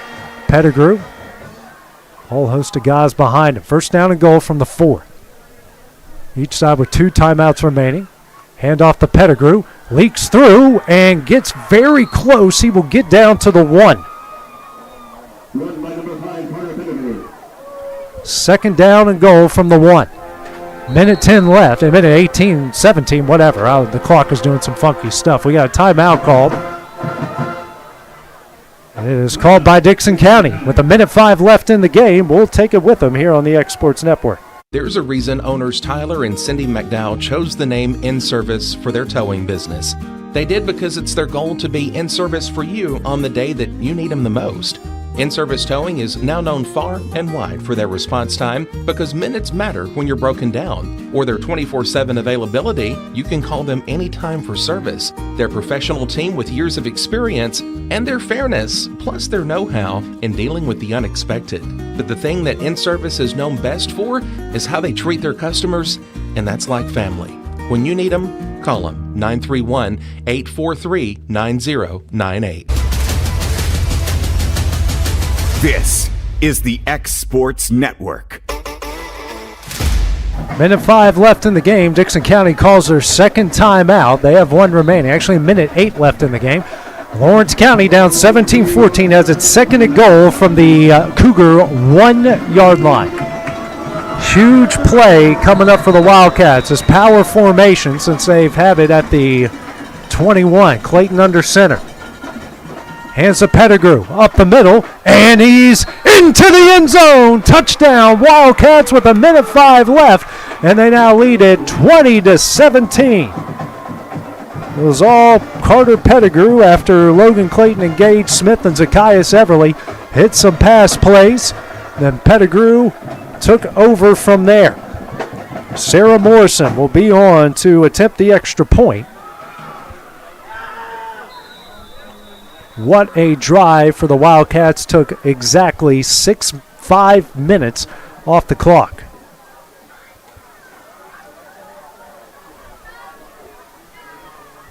Snap is back, the kick is up, and the kick is good. With a minute 5 left, Lawrence County leads it 21-17. We will have the finish of this game, and we got a little bit of extracurricular here at the end. They'll sort all of that out, and we'll tell you what happens, and that will be when we return here on the X Sports Network. The storm doesn't ask. It takes. It tests. It pushes everything to its limit. Some things are built different. Some things are built to last. Tested by the elements, proven by time, engineered for whatever comes next. Summertown Metals. Strength in every storm. Building dreams that last.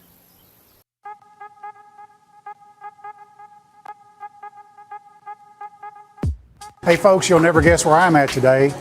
That's right, I'm at my Quick Mart store. Starting off with a fresh cup of coffee, and guess what's next?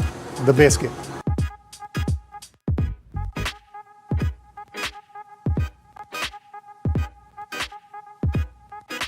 That was quick and easy, and I'm ready to start my day.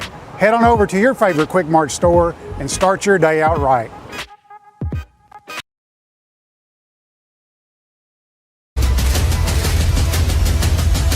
This is the X Sports Network. 13 plays, 72-yard drive, capped off by Carter Pettigrew's 1-yard touchdown run. Add the Morrison extra point, and the penalties were on sportsmanlike conducts that were offsetting. So minute 5 left. Lawrence County with a 21-17 lead. Dickson County scored 7. Lawrence County was up 14-0 at the half. Dickson County scored 17 straight. After Dickson County took the lead, the Wildcats go right down the field, taking just 5 minutes off the clock, and a minute 5 left here for the Cougars. See what happens here on the kick. It's Thatcher McDonald to kick it away with Brown and a couple others back deep to return. I don't think a kick is made it past the 20 or maybe the 25 tonight, but Lawrence County typically doesn't kick it deep in these situations.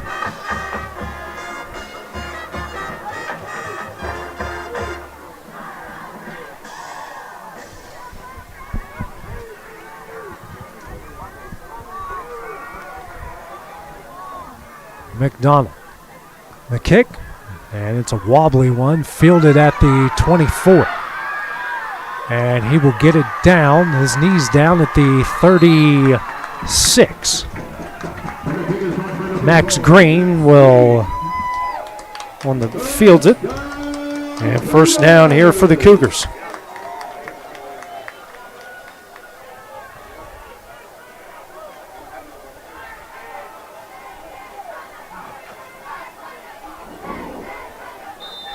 First down and 10 from the 36.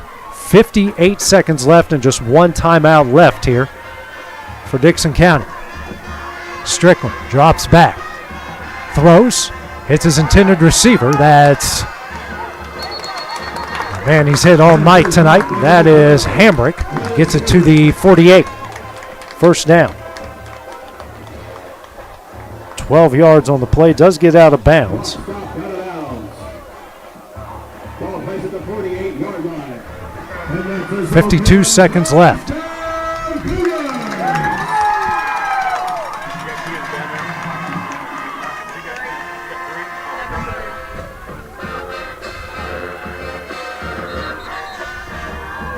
Whistle blows. And they had to get a football in there.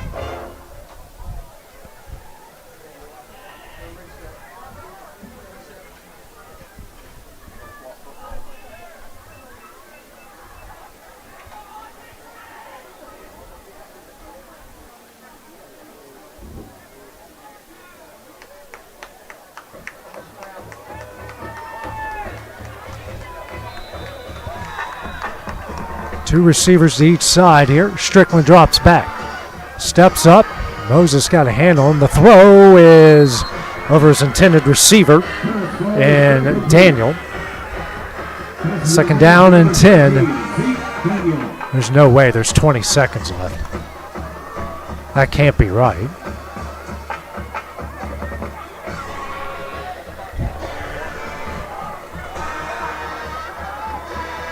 I guess there is. And then now the Dickson County fans have caught on to it. 20 seconds left in the game. I don't know. I thought he went out of bounds. Kevin and I are just as perplexed as everyone here, and now I think they're going to come together and see if they can come on the solution here.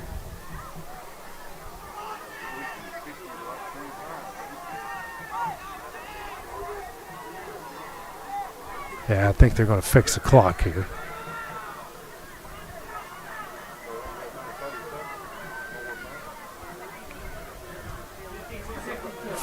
Yeah, 52 seconds. Clock is being reset to 52 seconds. Actually, it was 52 seconds when he made the play, so there should be more that comes off of that because he rolled out. So they basically gave him an untimed down. It was 52 on the previous play, should be under 50. Strickland, pressure comes, stumbles, throws, and Navarro makes the catch and more, gets out of bounds at around the 31-yard line.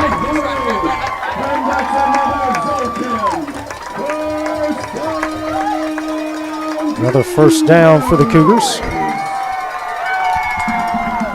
42 seconds remaining. Ball placed at the 31.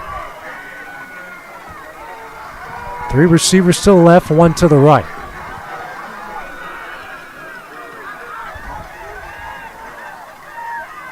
Strickland drops back again, throws. And what a tackle on the outside by Gage Smith. He hits his intended receiver for the 5-yard pickup. Clock will roll. It's Jaden Holt, gets it to the 26. Gage Smith came in there like a rocket. 25 seconds remaining. Strickland drops back. Here comes the pressure, throws, and it is offline and incomplete. Good pressure up the middle. Maynard, Moses meet him there in the backfield. Third down and 6 here. 17 seconds remaining. Ooh, if your heartbeat isn't racing like mine is right now. Huge play here. Dickson County does have one timeout remaining. Lawrence County's got 2. I don't know how you use them. Strickland drops back, rolls out a bit to his right. Here comes pressure. Johnson giving chase the throw, and it is out of the reach. Intended receiver, looked like Everly might have got a hand on it. Now 10 seconds left. Fourth down and 6.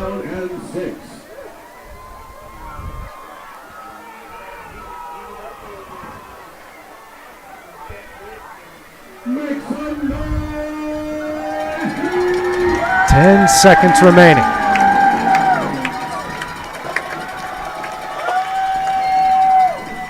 $15 on the play clock. Now 10.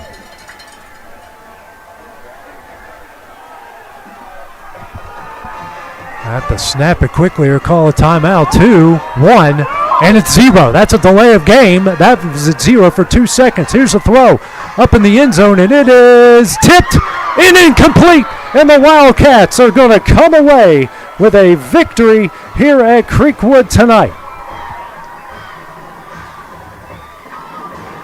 An incredible defensive stand at the end by the Wildcats in a hard-fought contest here between these two.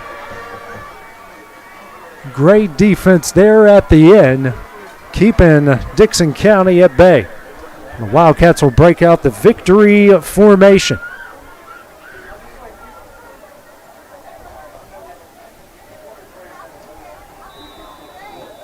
First and 10 Wildcats.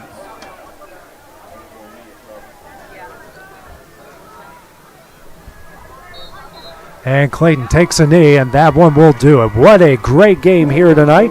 Hard-fought contest between these two sides. Lawrence County will improve to 5-2. Overall, Dickson County will drop to 5-3. The Wildcats will come out of Dickson County, Creekwood High School, with a 21-17 victory. That 5-minute drive at the end of the game, capped off by Carter Pettigrew's 1-yard touchdown. The difference here tonight. Pettigrew on the night, 24 carries, 108 yards with a touchdown. Logan Clayton made some big throws at the end, 12 of 24 for 124 yards, a touchdown, and an interception. Our next Lawrence County football broadcast will be next Friday when the Wildcats go back into region play as they will take on Franklin County. I will be there over in Winchester next Friday night. That's on the X Sports Network. So for Kevin Wright, this is AJ Good. Have a great weekend. We will see you guys next Friday.